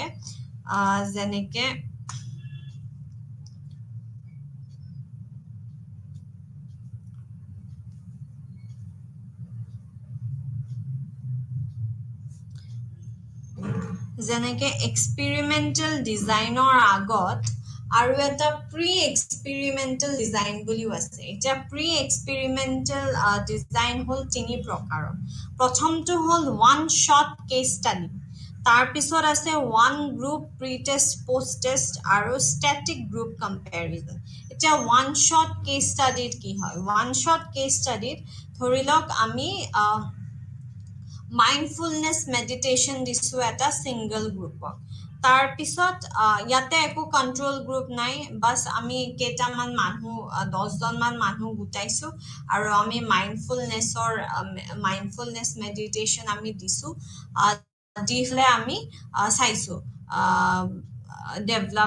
কিবা ডেভেলপ হৈছে নেকি তো এতিয়া ৰিজাল্টটো ধৰি লওক যে মাইণ্ডফুল মেডিটেশ্যনৰ পিছত ৱেলবিংটো চবৰে ৱেলবিং ভাল ওলাইছে বাছ সেইটোৱে আমাৰ ৰিজাল্ট ইয়াতে আমি কজ এণ্ড ইফেক্ট আমি এষ্টাব্লিছ কৰিব নোৱাৰোঁ বা ইয়াতে আমি আগৰ হিষ্ট্ৰী আমি একো কণ্ট্ৰল কৰিব নোৱাৰোঁ বাছ আমিতো চাইছোঁ যে মাইণ্ডফুলনেছ মেডিটেশ্যনে ৱেলবিংটো বঢ়াইছে নে নাই চবৰে ৱেলবিংটো হাই হৈছে নে নাই সেই বস্তুটো আমি জাষ্ট চালোঁ তাৰপিছত আছে one group pre test post test ইয়াতে কি হৈছে যে এটা প্ৰি টেষ্ট কণ্ট্ৰল গ্ৰুপ ইয়াতে নাই প্ৰি টেষ্ট কৰাৰ আগতে আমি ষ্ট্ৰেছৰ কুৱেশ্যনেয়াৰখন দিলোঁ তাৰপিছত টেষ্ট এটা দিলোঁ তাহাঁতক কিবা এটা ৰিলেক্সেশ্যন থেৰাপি এটা দিলোঁ ৰিলেক্সেশ্যন থেৰাপি দিয়াৰ পিছত আমি কি কৰিলোঁ আমি জুখি চালোঁ আকৌ জুখি চালোঁ গতিকে আগত পাছত কি হ'ল সেই ৰিজাল্টটো পালোঁ ইয়াতে এক্সট্ৰেনিয়াছ ভেৰিয়েবল যিবোৰ আছে সেইবোৰ কিন্তু কণ্ট্ৰল কৰা নহয় কাৰণ কি ডেফিনেটলি এইটো প্ৰি এক্সপেৰিমেণ্ট হয় তাৰপিছত আছে যে ষ্টেটিক গ্ৰুপ কম্পেৰিজনত ইয়াতে কণ্ট্ৰল গ্ৰুপো থাকে এক্সপেৰিমেণ্ট গ্ৰুপো থাকে কিন্তু ৰেণ্ডম চিলেকশ্যন যে আমি ৰেণ্ডমলি মানুহ লৈছোঁ তেনেকুৱা নহয় যোন এভেইলেবল আছে তাহাঁতকে বাছ লৈ থৈ দিছোঁ আৰু তাৰপিছত যে এছাইনমেণ্ট অফ পাৰ্টিচিপেণ্ট আমি এনেকৈ বাছ পঠাই দিওঁ তুমি কণ্ট্ৰল গ্ৰুপত থাকা তুমি এক্সপেৰিমেণ্ট গ্ৰুপত থাকা তেনেকৈ ভগাই দিয়া হয় গতিকে বস্তুটো ইমান এটা ফ্ৰুটফুল নহয় কিন্তু আপুনি যদি এনেই পাইলট ছাৰ্ভে টাইপ অকণমান চাব বিচাৰিছে যে সৰুকৈ মই যিটো ভাবিছোঁ ৰিচাৰ্চটো সেইমতে কাম দিয়ে বা নিদিয়ে সেই বস্তুটো অকণমান চাই লওঁ আৰু কি হয় কি নহয় তেতিয়া আমি এই প্ৰি এক্সপেৰিমেণ্টেল ৰিচাৰ্চত যি আছে যে ওৱান শ্বট কেছ ষ্টাডি আছে one group pre test post test আছে আৰু ষ্টেটিক গ্ৰুপ কম্পেৰিজন আছে সেইটো আমি চাই লওঁ তাৰপিছত কোৱাজাই এক্সপেৰিমেণ্টেল ৰিচাৰ্চো আছে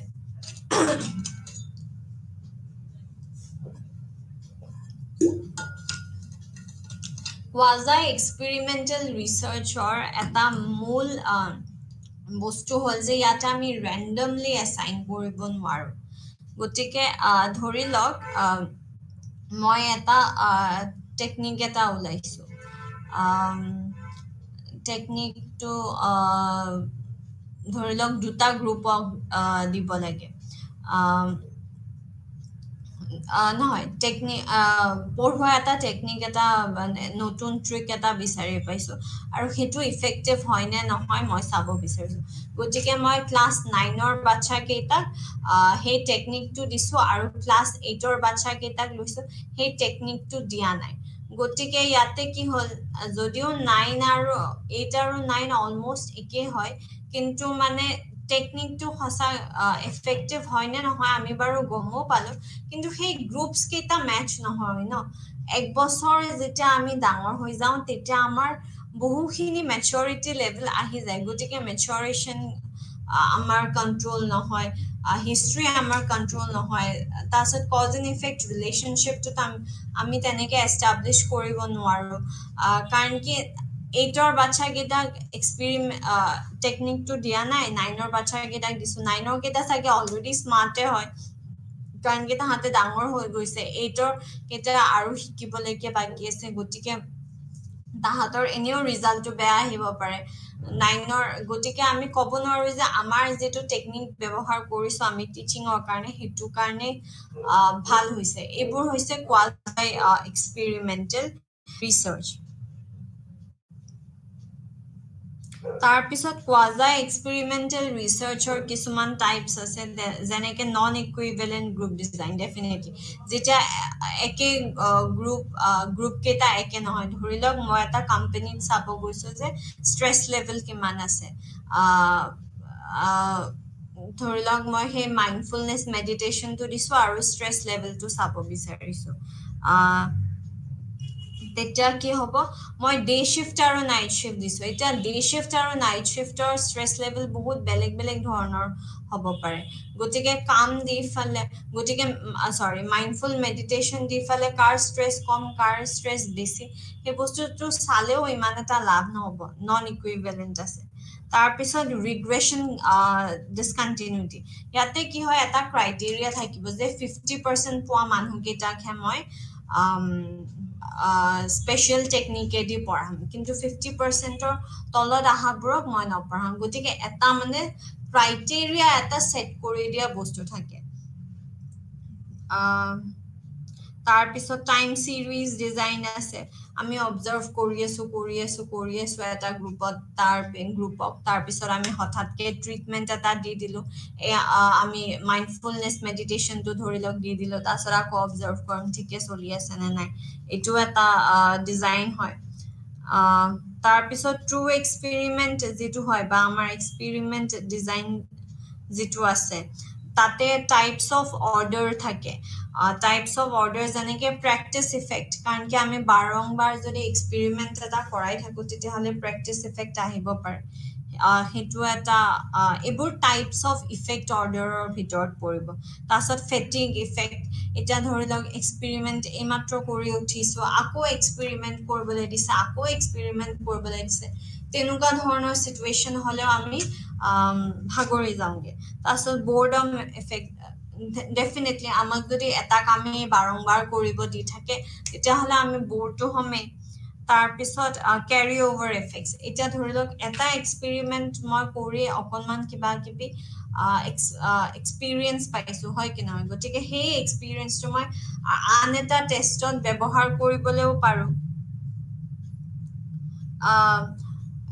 এক্সপেৰিমেন্ট যেটো ৰিসাৰ্চ আছে তাৰে সবতকে কমন যেটো ডিজাইন হয় হেতু হৈছে pre test post test control design মই আপোনালোকক আগতেও বুজাইছিলো যে আগে আমি প্ৰি টেষ্টৰ আমি কি কৰিম আমি ষ্ট্ৰেছ লেভেল বা যিকোনো হ্যাপিনেস লেভেল ধৰি লওক আমি জুখি চালো তাৰ পিছত আমি আমাৰ টেকনিকস বোৰ এপ্লাই কৰিলো তাৰ পিছত আকৌ জুখি চাম যে হ্যাপিনেস লেভেল কিমান আছে বাঢ়িছে নে কমিছে নে এক্স্যাক্টলি কি হৈছে এইটো হৈছে pre test post test design তাৰ পিছত যেটো সলোমন 4 গ্ৰুপ ডিজাইন আছে হেতু সবতকে বেস্ট ডিজাইন বুলি কোৱা হয় কিন্তু কি হৈছে হেতু কৰিবলৈ বহুত দিগদাৰী কাৰণ কি হয় এবাৰ প্ৰি টেষ্ট দিলো এবাৰ প্ৰি টেষ্ট নাই দিয়া এবাৰ প্ৰি টেষ্ট পোষ্ট টেষ্ট দুটাই দিলো এবাৰ পোষ্ট টেষ্ট নাই দিয়া তেনেকুৱা বেলেগ লেভেলছত বস্তুখিনি চালি জাৰি চাই ফেলে মানে ৰিজাল্টটো উলাবলে ট্ৰাই কৰে জেনাৰেলাইজেবিলিটি খুব ভাল কিন্তু কি হয় এটো কৰোতে বহুতখিনি সময় গুছি যায় তাৰ পিছত বহুখিনি পইচাও গুছি যায় তাৰ পিছত ল্যাটিন স্কয়াৰ ডিজাইন বুলি আৰু এটা ডিজাইন আছে ধৰি লওক মই চাব বিচাৰিছো যে কোনকেটা টিচিং মেথড বেস্ট হয় হাই সেকেন্ডাৰী ষ্টুডেন্টক পঢ়াবলে গতিকে মই কি কৰিলো প্ৰথমতে এ বি সি ডি তেনেকে টিচিং টেকনিক এটা দিলো যে এ টেকনিকটো ইউটিলাইজ কৰিলো বি টেকনিকটো দি ফালে চালো তাৰপিছত C টেকনিকটো দিলোঁ, তাৰপিছত D টেকনিকটো দিলোঁ, তেনেকৈ টেকনিকবোৰ দি মেলি চালোঁ। তাৰপিছত আকৌ দিম, আকৌ এবাৰ BCDA, এবাৰ বেলেগ ধৰণে দিম, চেম একেই গ্ৰুপটো। তাৰপিছত আকৌ CDAB তেনেকৈ দিলোঁ, তাৰপিছত DABC তেনেকৈ বেলেগ বেলেগ ধৰণে দি ফালে চালোঁ যে কোনটো টেকনিক বেষ্ট হয়। কিন্তু ইয়াতে কি হয়, ইয়াতে আমি কি কণ্ট্ৰল কৰিব নোৱাৰোঁ, আমি ইয়াতে অৰ্ডাৰ এফেক্টছ কণ্ট্ৰল কৰিব নোৱাৰোঁ, যেনেকুৱা আমাৰ কেৰি অভাৰ বা প্ৰেক্টিচ ইফেক্ট। কাৰণ কি ইমানবাৰ যদিও বেলেগ বেলেগ সলাই ফালে টেকনিকছবোৰ দি আছে, তথাপিও কি হয়, তথাপিও প্ৰেক্টিচ হৈ যায়, বস্তুখিনি বুজি পোৱা যায়গে যে আগৰটো অকণমান তেনেকুৱা ধৰণৰ আছিলে এক্সপেৰিমেণ্টটো। গতিকে এইখিনিতে একচুৱেলি আজিৰ এই বিষয়টো যিটো আছিলে পৰিমাণগত পদ্ধতি, এইটো আমি শেষ কৰিলোঁ। গতিকে পৰিমাণগত পদ্ধতিত আপোনালোকে মনত ৰাখিব লাগিব যে ইট ডিলছ উইথ নাম্বাৰ্ছ, যিবোৰ সংখ্যা আছে সংখ্যাৰ লগতহে ডিল কৰে।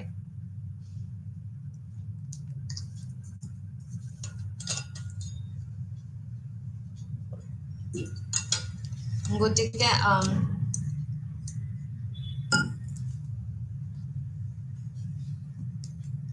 আমি আকৌ এবাৰ চাওঁ পৰিমাণগত পদ্ধতি কি হয়। যে পৰিমাণগত পদ্ধতি হৈছে এক গৱেষণা পদ্ধতি যি পৰিঘটনাবোৰ বুজিবলৈ সাংখ্যিক জোখ আৰু পৰিসাংখ্যিক বিশ্লেষণ ব্যৱহাৰ কৰে, অৰ্থাৎ নাম্বাৰছ ইউজ কৰে। তাৰপিছত ই এক সাংখ্যিক প্ৰণালী ব্যৱহাৰ কৰি চলক জোখাৰ এক উপায়, মানে ভেৰিয়েবলছ মেজৰ কৰে, আৰু ইয়াক প্ৰায়ে বিজ্ঞান, অৰ্থনীতি, মনোবিজ্ঞান, সামাজিক বিজ্ঞান, বহুত বেলেগ বেলেগ ছাবজেক্টছতো ব্যৱহাৰ কৰে।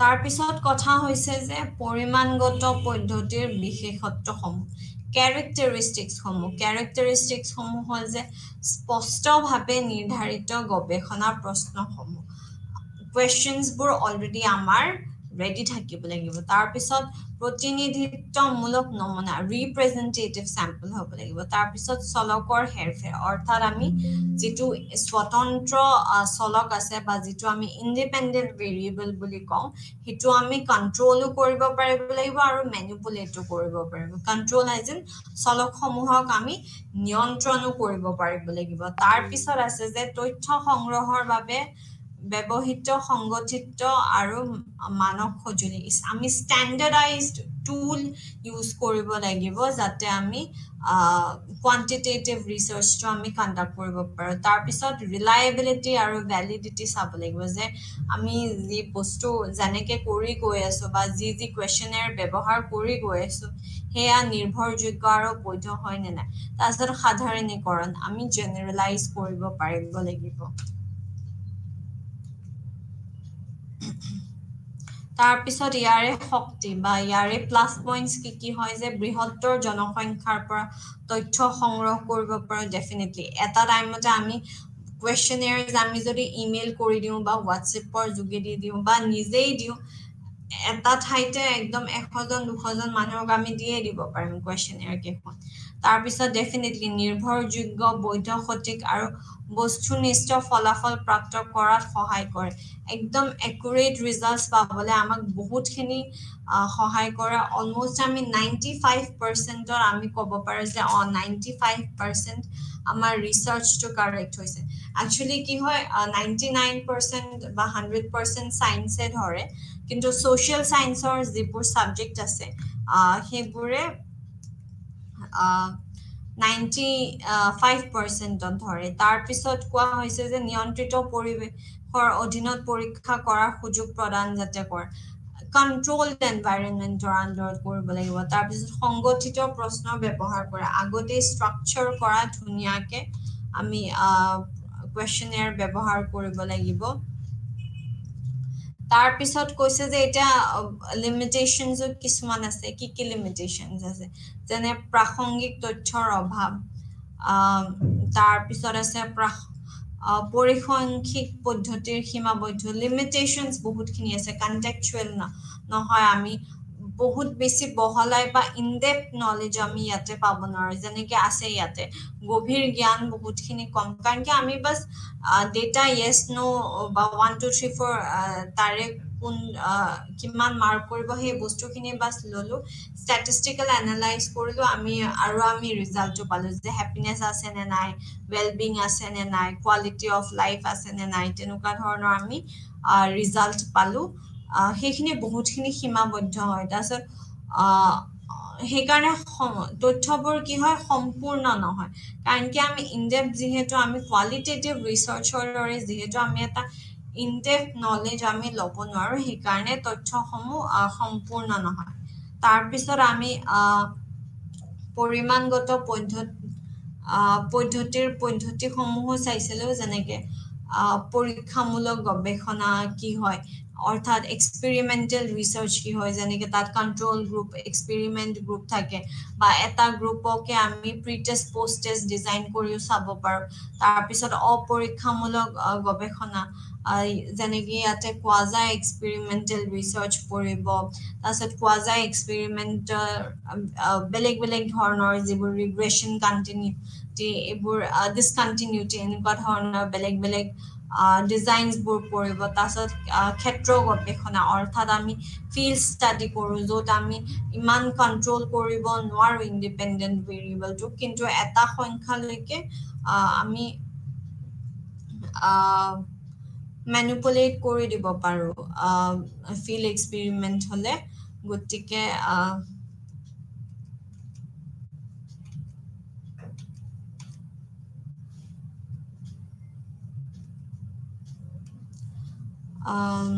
আজিৰ কাৰণে ইমানেই ধন্যবাদ